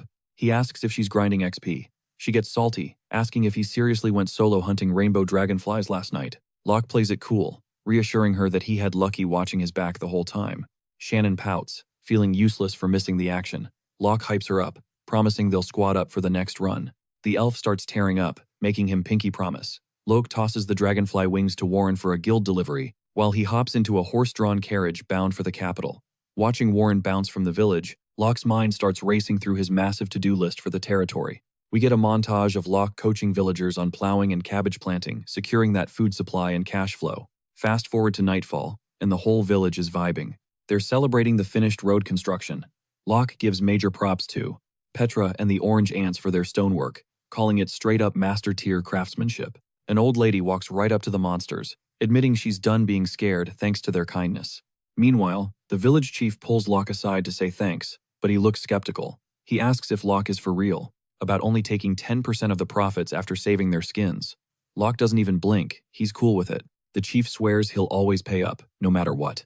Cut to later that night, Locke and the Orange ants raid the orangutan turf, snatching eggs and getting chased by gator-looking freaks. Meanwhile, Squad B, Lucky, Shannon, Petra, and Gargo hit the green frog zone and secure an emerald. Mission complete. Both crews head back to the village for a massive feast with the locals. Elsewhere, Isaac's crew is rolling out in a carriage, heading straight for the dungeon. Next morning, in the monster garden, Locke and his beast squad are chilling in the field. A tiny bird lands on Locke's shoulder, and he's shook seeing something that small. Surviving in this monster pit, Petra IDs it as an esquibird. She explains that while they were looting monster corpses, she found this weird chestnut-looking object. The esquibird ate it and shrank instantly. She suggests finding a cure to big-size him again, but notices the little guy gets visibly depressed at the idea. Locke pivots immediately. Actually, staying small is a vibe. He figures it's fine since it'll probably wear off eventually. The bird perks up. Suddenly, a foul smell hits Locke. He tracks the stench to Lucky. Yo, when was the last time you took a bath? Lucky avoids eye contact. Yesterday. Locke calls the bluff. We were together all day, dude. Lucky switches up. Day before yesterday? Then he snaps. I don't need a bath. Locke declares operation. Scrub Lucky is officially a go. The squad accepts the mission, treating it like a game. Lucky smirks, convinced he's untouchable. Locke casts support magic on the crew, boosting their physical stats. Lucky laughs it off, claiming some basic buffs won't close the power gap between them. Petra steps up first to rush the wolf. Lucky calls her naive for thinking she can solo him. She spits a web stream, but the wolf sidesteps and gloats, claiming that weak attack missed by a mile. That's when Petra signals the backup. Lucky freezes the other orange ants have already surrounded him. They unleash a web barrage, binding his limbs tight. The ants celebrate the W while Locke gives Petra head pats for successfully baiting him into a trap. Locke tells Lucky to accept his fate, but the wolf snaps the webs on his feet. Snatching up the fragments in a blur, he hog-tees those orange ants before they can blink. Lucky's hyped, giving them props for actually slowing him down. But let's be real, it wasn't enough to hold him. The ants are straight up sobbing, admitting they took the L. Gargo steps into the spotlight, ready to throw hands with Lucky. The wolf grins, asking if the gargoyle seriously thinks he stands a chance. Gargo starts flexing, warning Lucky not to sleep on him. He's a gargoyle with a solid 100 years of combat XP under his belt. Powered up by Locke's support buffs, Gargo locks in, stance wide, and ready to rumble. But Lucky? He just swats the gargoyle away with a single, lazy tail flick. KO. Smirking, Lucky asks who's next on the menu. Sanan steps up to the plate, gripping her wooden practice sword. Lucky tells her to quit playing games if she wants to dance. She better bring the heat. Sanan nods, and draws cold, hard steel, charging the wolf. She lunges for a pierce, but Lucky sidesteps it like it's nothing, roasting her weak attempt. That just triggers the elf to unleash a full-blown combo of slashes. But Lucky's untouchable, weaving through every single strike with zero effort. Eventually, though, Sanan's aim starts getting scary precise. The wolf starts sweating a little. Lucky watches her, push forward again, and finds himself giving ground. Suddenly, it clicks. Sanan baited him right into a dead end against a rock wall, leaving him totally boxed in. Sanan levels her blade at his nose and demands he finally takes that bath. In a split second, Lucky's tail snaps forward, the tip hovering at her throat like a dagger. Sanan drops her weapon, throwing up the white flag. Still, Lucky gives her major props for leveling up her swordsmanship. The elf cracks a smile, thanking him for noticing the grind. Lucky locks eyes with Locke, the last man standing. The giant wolf is hyped for this showdown, warning Locke that he better bring his A-game. Locke draws his twin daggers, and the two face off, grinning like maniacs. Suddenly, a sweet scent hits Lucky's nose, totally chilling him out. Perched right on top of the giant wolf's head is the esquire bird, clutching a flower in its beak. 1 second later, Lucky gets heavy-lidded and crashes out cold. That's when Locke realizes the thing in the bird's beak is a sleep flower. The esquire bird shoots them a smug look, acting like the MVP. Locke rounds up the squad, who realize it's the perfect window to finally scrub Lucky down. Meanwhile, Isaac's crew is closing in on the Verdun dungeon. Inside the carriage, Isaac is still fuming, literally shaking with rage. He keeps ranting about how Locke stabbed them in the back. Emmy cuts in, reminding him that they were the ones who betrayed Locke first. Isaac snaps, barking at her to shut her mouth. He thinks back on how Locke was just a pack mule lugging their gear, while he was the one on the front lines, crushing monsters to chase that S-rank glory. Then Kid's words echo in his head, calling them a bunch of E-rank losers without luck. Just the thought makes Isaac grind his teeth and clench his fist. He swears he'll prove they're S-rank material, even without luck. Kara and Emmy drop a reality check. They can't handle the orangutans or those rainbow dragonflies. They're terrified of them. Isaac waves it off since the main loot is the weevils anyway. But Kara is fed up with Isaac's vibe and demands to know why he's always tripping on an ego power trip. She calls him out for taking jobs, without even reading the fine print, dragging them into his mess. She reminds him that she and Emmy are only sticking around because they have to, and the second this mission wraps, the party is over. Isaac shrugs it off, telling them they can do whatever, as long as he stays the boss of this op. The driver shouts that they've arrived at the dungeon. Isaac tosses a few silver coins for the ride. The driver gripes that it's light, making Isaac feel cheap and humiliated. Flustered, Isaac forks over more cash just to make the guy leave. His mood takes a nosedive, feeling like he just took another L, but he tries to shake it off. The trio steps into the dungeon. Meanwhile, Lucky is so fresh and fluffy that Locke and the whole monster fam can't stop cuddling him. Isaac and the crew scout the dungeon. He reminds the squad the only target matters are the weevils down in the depths. They ghost the orangutans on the way. Isaac notices there aren't any rainbow, dragonflies, or green frogs anywhere. The gator-looking orangutans are still hanging around, but the eggs are MIA. Isaac complains they can't farm anything like this. He figures the guild must have set them up. Grinding his teeth, convinced the guild played him, he vows revenge. Out of nowhere, a goblin jumps him from behind. Isaac slices the thing in half before it even hits the ground. In the distance, they spot a goblin mob led by a beast twice the size of the others. Isaac zooms in and sees the giant is rocking a massive sword and full plate metal armor. He clocks it immediately. It's a goblin knight. Isaac and his crew gear up for the showdown. He lunges straight at the goblin knight, but the monster sidesteps the strike like it's nothing. The knight claps back with a counter, and Isaac barely blocks, boots skidding across the dirt as he struggles to hold his ground. Suddenly, Locke's voice echoes in his head, mocking them, calling them a bunch of useless E-ranks without him. Rage spikes in Isaac's chest as he violently rejects that thought. He refuses to believe it, gritting his teeth. There is absolutely no universe where he loses to a basic goblin knight. But reality hits hard. He's getting overpowered. Sweat drips down his face, and his jaw is clenched tight enough to crack a tooth. He's giving it 100% just to stay standing. Boom! Out of nowhere, a blast of fire magic roasts the knight from behind. Emmy calls out, asking if he's good. Does he thank her? Nope. Being the stubborn guy he is, he claims he had it under control the whole time. Kara rolls her eyes, pointing out he was clearly getting wrecked. But the drama pauses. They realize they're completely surrounded by the horde. After a chaotic brawl, they drop every single goblin. Kara steps up, using her holy magic to patch up the squad's wounds. Isaac's group pushes deeper into the dungeon until they spot a massive hill guarded by a swarm of wyverns. They crouch in the bushes, scouting the targets. Isaac decides to play tank, volunteering to draw aggro so the girls can set up. The plan? Emmy snipes the wings with magic while he distracts them. The team nods. It's go time. Isaac sprints straight at the beasts. The wyverns take flight to dodge, but Emmy unleashes a rapid-fire barrage of fireballs. Bullseye. 2 wyverns crash land hard. Isaac wastes no time, rushing in and finishing them off with his blade. Just as Isaac starts feeling himself, he spots a nightmare scenario. A third wyvern is diving straight for Emmy and Kara. Smack! The beast's tail sweeps them, launching the girls across the field. Isaac scrambles over, heart pounding, checking for a pulse. Kara is furious. She snaps at Isaac, screaming that Locke never would have let a wyvern sneak up on them like that. Hearing Locke's name triggers him. Isaac gets super defensive, shouting back that he simply didn't know another one was there. He doubles down, telling Kara she needs to learn how to defend herself instead of relying on him. Bad move. That's the last straw. The saint loses it, yelling that she's done with him. She grabs Emmy, and they both walk away. Isaac yells that they can't just bail. Kara shoots back that she can't keep going like this. Isaac freezes, totally shook. He watches them disappear, body trembling with pure rage. It hits him, even his own team is ditching him. Trauma unlocks. He remembers his dad's harsh words. Locke was superior in every way, and Isaac was nothing but a disappointment. Isaac snaps, completely. As the wyverns swarm him from behind, a twisted, maniacal grin spreads across his face. He vows to ruin Locke's mission no matter what. He slams his sword into the earth, screaming that he'll never let his rival get the win. Then, he starts glowing.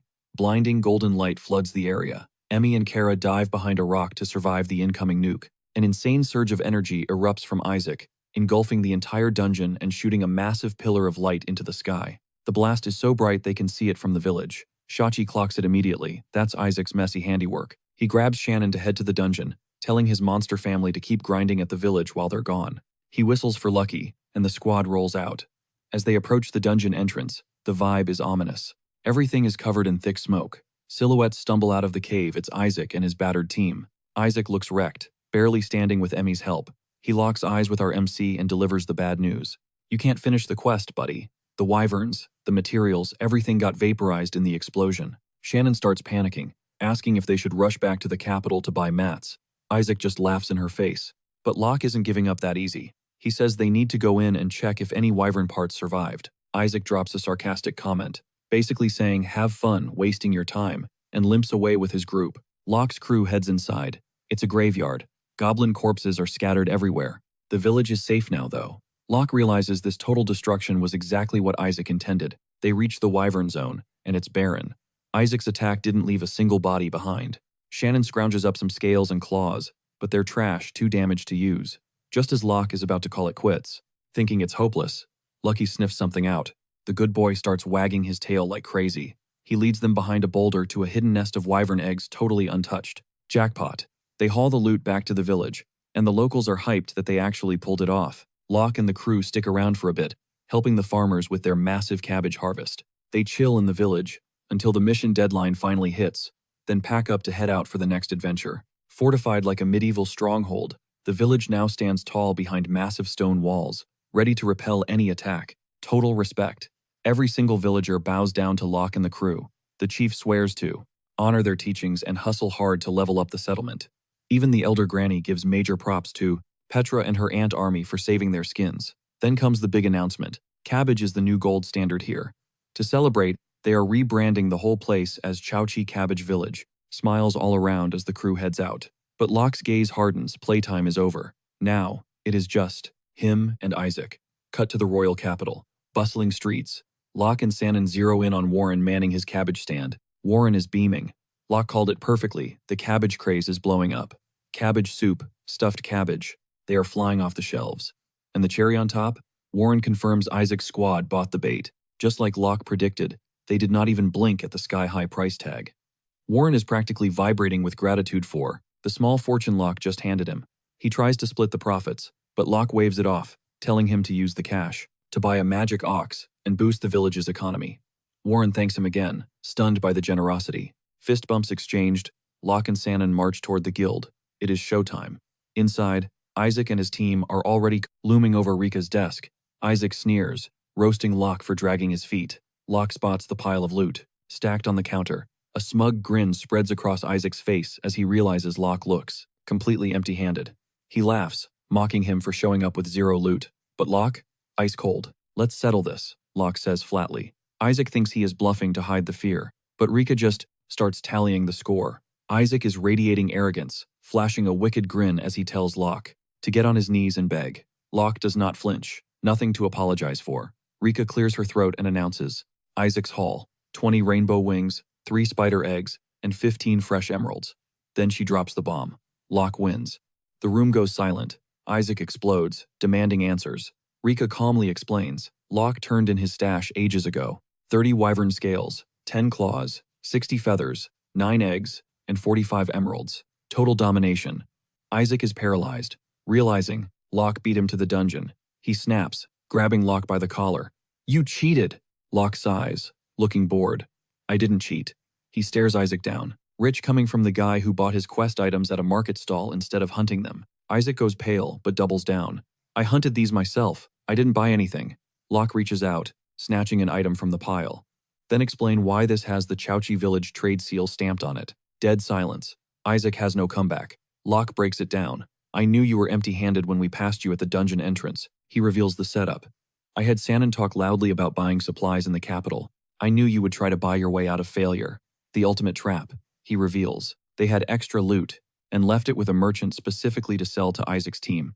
At a premium price, of course." Isaac is shaking, consumed by pure rage as the humiliation sinks in. "How did you beat me there?" he screams. Locke gives him a pitying look. "You didn't check the map. There is a shortcut through the village, way faster than the main road." Kara pipes up from the back. "Yeah, I noticed that." Isaac whips around, screaming at her. Why didn't you say anything? He questions her drive, asking why she didn't fight to prove they are still S-rank material. Why didn't you try to win? Kara facepalms, looking exhausted. You are the only one obsessed with this ranking garbage, Isaac. Isaac freezes, his ego shattered. Then Locke twists the knife. Hey, thanks for handling those goblins, by the way. He explains the Chauchi villagers were getting hammered by monster attacks. Locke knew the guild was flooded with help requests, but nobody took the job because the village couldn't pay the fee. He glances at Rika. She knew. She set this competition up to force a free cleanup. Rika just smirks. Silence is consent. Locke drops the final hammer. We got our wyvern items on day 1. I manipulated you into fighting the goblins for us. Total puppet master move. Isaac snaps. Logic is gone. You used me. He lunges, fist cocked back to kill. Suddenly, stop. Guildmaster Titus roars, stepping in. Isaac freezes inches from Locke's face. Titus drops the bombshell. Kid spilled his guts. Isaac wasn't just a bystander. He was an active player in the plot to murder Locke and leave him for dead. He looks Isaac dead in the eye. It's over. The words hit like a truck. Isaac squeezes his eyes shut, legs turning to jelly, and crashes to his knees total, crushing defeat. Titus reminds him that the authorities have already grilled the whole squad. Isaac, Emmy, and Kara were all dragged in for questioning. Since Kara and Emmy weren't technically part of the Kill Locke conspiracy, they dodged the heavy prison sentences, getting off with just a demotion to rank C. But with Team Gaia officially disbanded, Kara shoots her shot, suggesting she and Emmy form a new squad with Locke. Locke shuts that down immediately. Hard pass. Kara is left heartbroken and totally bummed out. Later, Locke catches wind that she and Emmy started grinding as a duo. Meanwhile, Kid gets thrown into the deepest dungeon, locked away tight without a key, and the investigation dug up even more dirt from his shady past. As for Isaac, he gets slammed with 6 months of hard labor in the mines. If he ever wants to play adventurer again, he's starting from 0 at rank E. Cut to outside the capital. Locke is chilling, just soaking in the view and enjoying the rare moment of peace. Lucky nudges him, asking what's on his mind. Locke sighs, admitting he's thinking about his childhood crew. He flashbacks to the good old days playing tag, contrasting that nostalgia with his current reality. Surrounded by new friends and actually having a blast, Locke stands up, eyes burning with resolve. He's finally got the strength to move forward with his real team. Lucky is hyped for him and nods. Locke holds out his fist. Let's keep moving forward. Together. Lucky bumps it back. I got your back. Always. They share a grin before Shannon crashes the moment dinner's ready. Boys. They head off to eat. Later that night, the vibe shifts. In the dark alleys of the capital, a creepy skeletal figure creeps into view. Cut to the royal walls, adventurers are desperately holding the line against a horde of ogres. Bam! One ogre smashes the ground, sending 2 adventurers flying like ragdolls. Panic sets in. It's only a matter of time before these monsters breach the city gates. Just as an ogre raises its massive fist to crush a few helpless adventurers into paste, Locke and Lucky swoop in to block the hit. Hero landing. Locke apologizes to the squad. Sorry, we're late to the party. We'll take it from here. The ogre tries to clock Locke, but whoosh! A massive fireball blasts the beast from behind. It's a flame spell. The smoke clears to reveal Emmy. Locke flashes a smile, glad to see a friendly face in the chaos. Locke shouts to Petra, take command of the others. The Ant Queen accepts, obviously. While flexing her superior leadership skills, she pairs Orange Ants A through E with Gargo and links up with Shannon herself. Locke casts a massive support spell, boosting everyone's basic stats through the roof. Now powered up, the squad leads the charge. Other adventurers join in to take the beasts down. Lucky shreds an ogre with a single swipe of his claws. Easy mode. Locke looks around, almost bored, seeing his team absolutely dominating, thanks to Petra's shot calling. Meanwhile, a hulking ogre corners a terrified Gargo. Gargo spams projectile magic, but panic sets in. It does 0 damage. Locke and Lucky rush in for the save. Finally, every last. Ogre hits the dirt. Victory. The adventurers cheer, thanking Locke profusely for saving their skins. But Locke's confused. Why did ogres attack the capital? Something smells fishy here. Kara heals up the wounded, soaking up their gratitude. Then she drops the condition. You can repay me by buying me a cute new outfit. The adventurers sweat drop. Locke facepalms. Some things never change with her. Suddenly, the royal knights gallop in. Captain Marcus gives a stiff thank you for your cooperation regarding the ogre investigation. Then he drops the bomb. The knights are confiscating the ogre corpses to study their rage. The adventurers are livid. That's their loot. Later at the guild, Guildmaster Titus loses his mind, screaming at Marcus for stealing the kills his adventurers bled for. The 2 leaders butt heads right in front of everyone. Marcus, fires back that it's necessary to analyze the ogre's weird behavior. He adds that they shouldn't be whining since the knights will pay for the bodies. Titus roars. The payout is peanuts. Marcus defends the rate, claiming it's classified as an investigation assistance fee, hence the lowball price. Titus snaps, grabbing Marcus by the collar. Pay my people what they're worth. Marcus stays ice cold. Let go, unless you want a war with the royal knights. Rike claps her hands together, begging them to chill. She tells Titus that she'll handle negotiations with the captain from here. Titus backs off, apologizing to her for letting his rage get the best of him. Later, Locke heads to Titus's office to unpack the drama. Titus warns that if the knights keep acting this high and mighty, the adventurers are eventually going to snap. They are leaving the kingdom's safety. Titus starts monologuing about how adventurers are basically the lifeblood of city growth and defense, not to mention they are the ones handling the citizens' dirty work. He goes on about how vital they are for clearing out monster threats and how the kingdom only thrives because of the mysterious artifacts these guys haul back from the dungeons. Then he circles back to complaining about Marcus undervaluing them. Titus admits he got a bit heated earlier, mostly because he has got ancient beef with Marcus. Old rivalries die hard. But Titus flips the script and asks Locke to take on a brand new commission. He drops some intel. There has been a string of robberies involving magical stones known as fire gems all over the capital. The catch? 0 witnesses. He tells Locke he is the only one who can crack this cold case and promises a fat reward. Even if they do not catch the thief, just figuring out the how is enough to get paid. Locke takes the job. Suddenly, the serious mood gets shattered by a massive stomach growl. They freeze, realizing the noise came from Shannon. She turns beet red. Cut to later. Locke and the crew are living their best lives, chowing down on wild boar skewers right on the street. Shannon apologizes to Locke for ruining the serious business talk. He brushes it off, saying he was actually starving too. Shannon still thanks him, totally grateful. With bellies full, they hit the armor shop, and this place is stacked wall-to-wall weapons. The owner, Mateo, spots Locke immediately. Mateo heard Locke split from his old toxic party, saying it was a blessing in disguise since those losers never respected his support magic. Locke is genuinely shook that Mateo knows about his secret support blessing.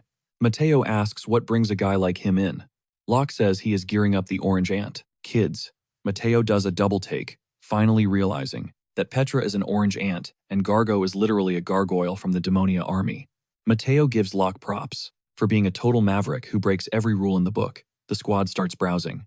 The Orange Ant. Kids are mesmerized, eyes glued to every blade and bow, playing around with the inventory.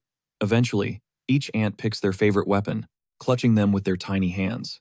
Locke asks why Shannon and Gargo are sitting this one out. Shannon says her gear is already top tier, and Gargo points out he is a spellcaster, not a melee fighter. Locke walks over to check on Petra and sees she has picked out a staff. Petra whispers that she wants to support the team with magic, just like her dad. But then, her face drops. She is worried she doesn't have the talent to actually pull it off. Locke gives her a gentle head pat, promising they can grind magic practice together. Petra beams and nods. Locke starts theory crafting. Since Petra has leadership stats, she is bound to be a natural at support buffs. Suddenly, a guy in flashy metal armor struts in, spots Petra, and straight up kicks her. Locke sprints to her side, checking for damage. The guy starts whining about monsters in the shop. Locke screams at him for hurting a kid.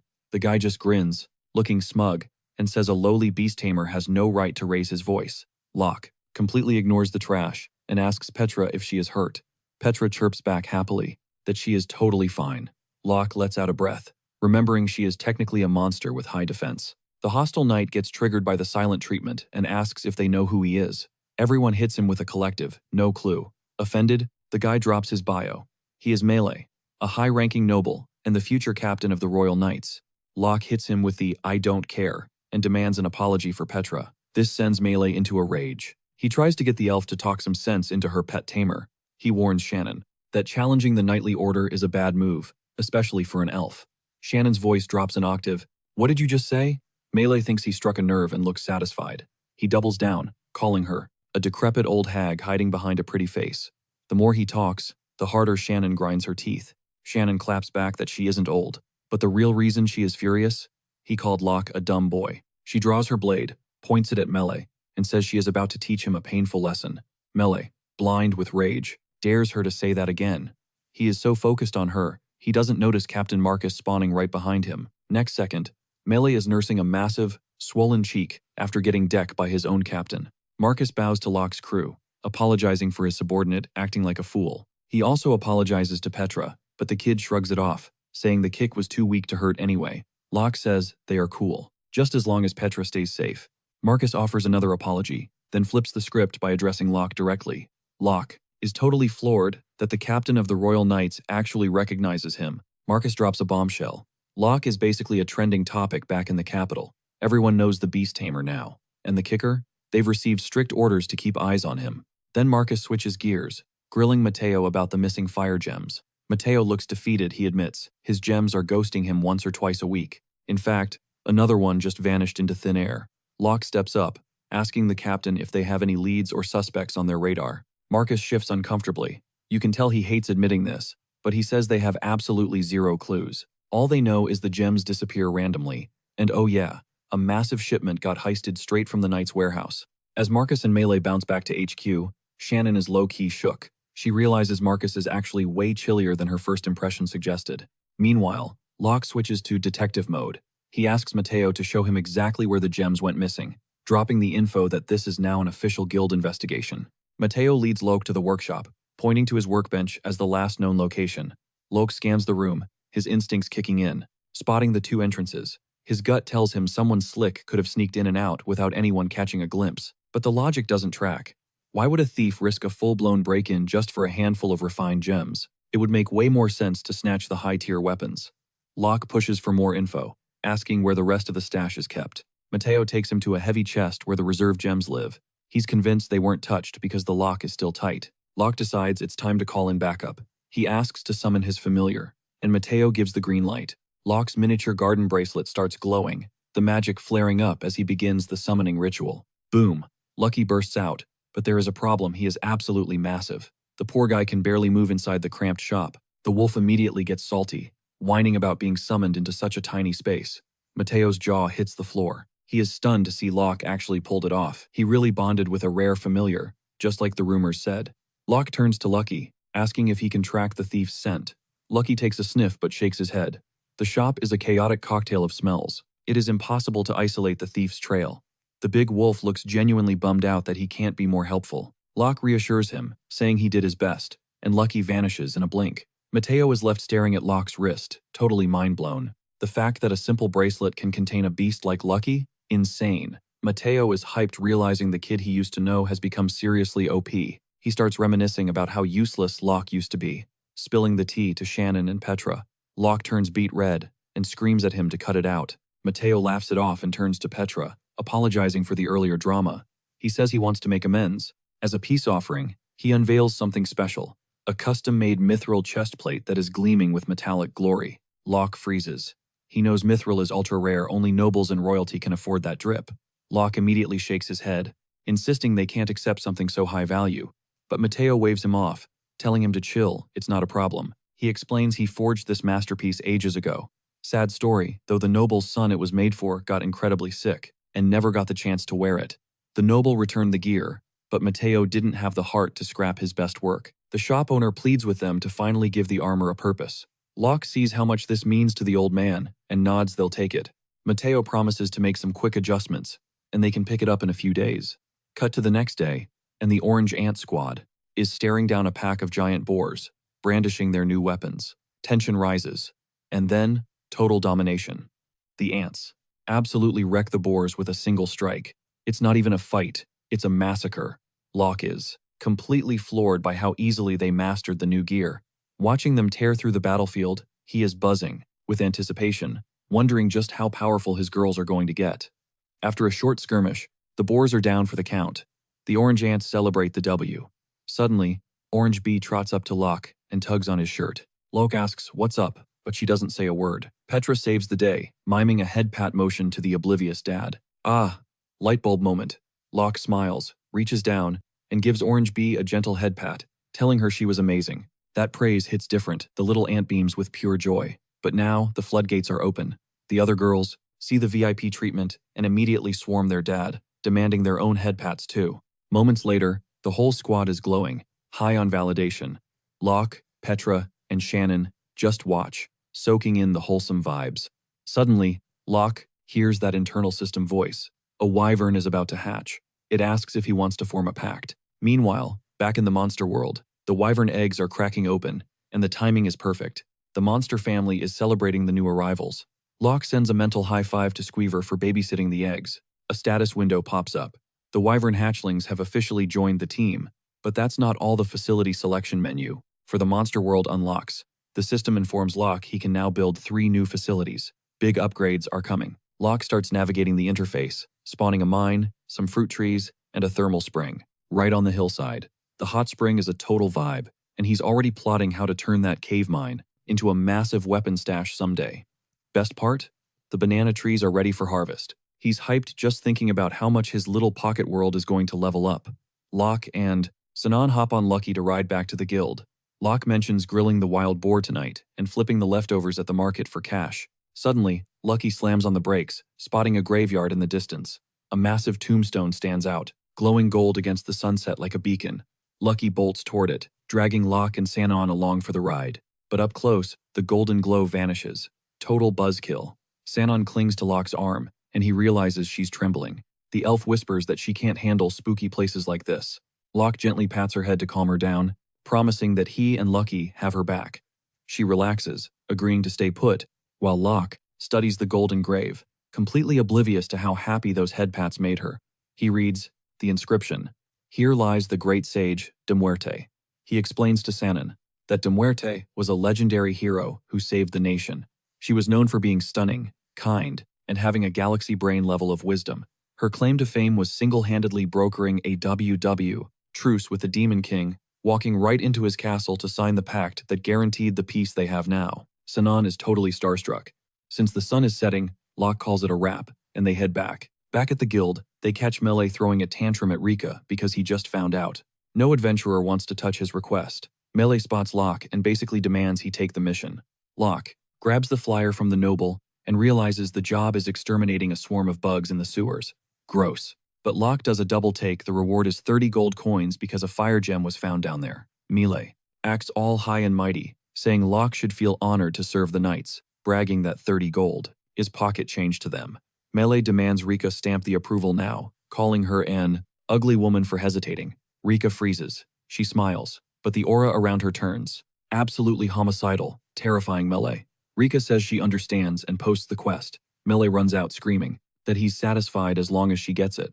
Locke asks Rika if she's actually okay with this. Rika replies she has to agree since they can't afford beef with the knights. But inside, she's boiling with rage, taking it personally, and plotting some serious misery for that guy.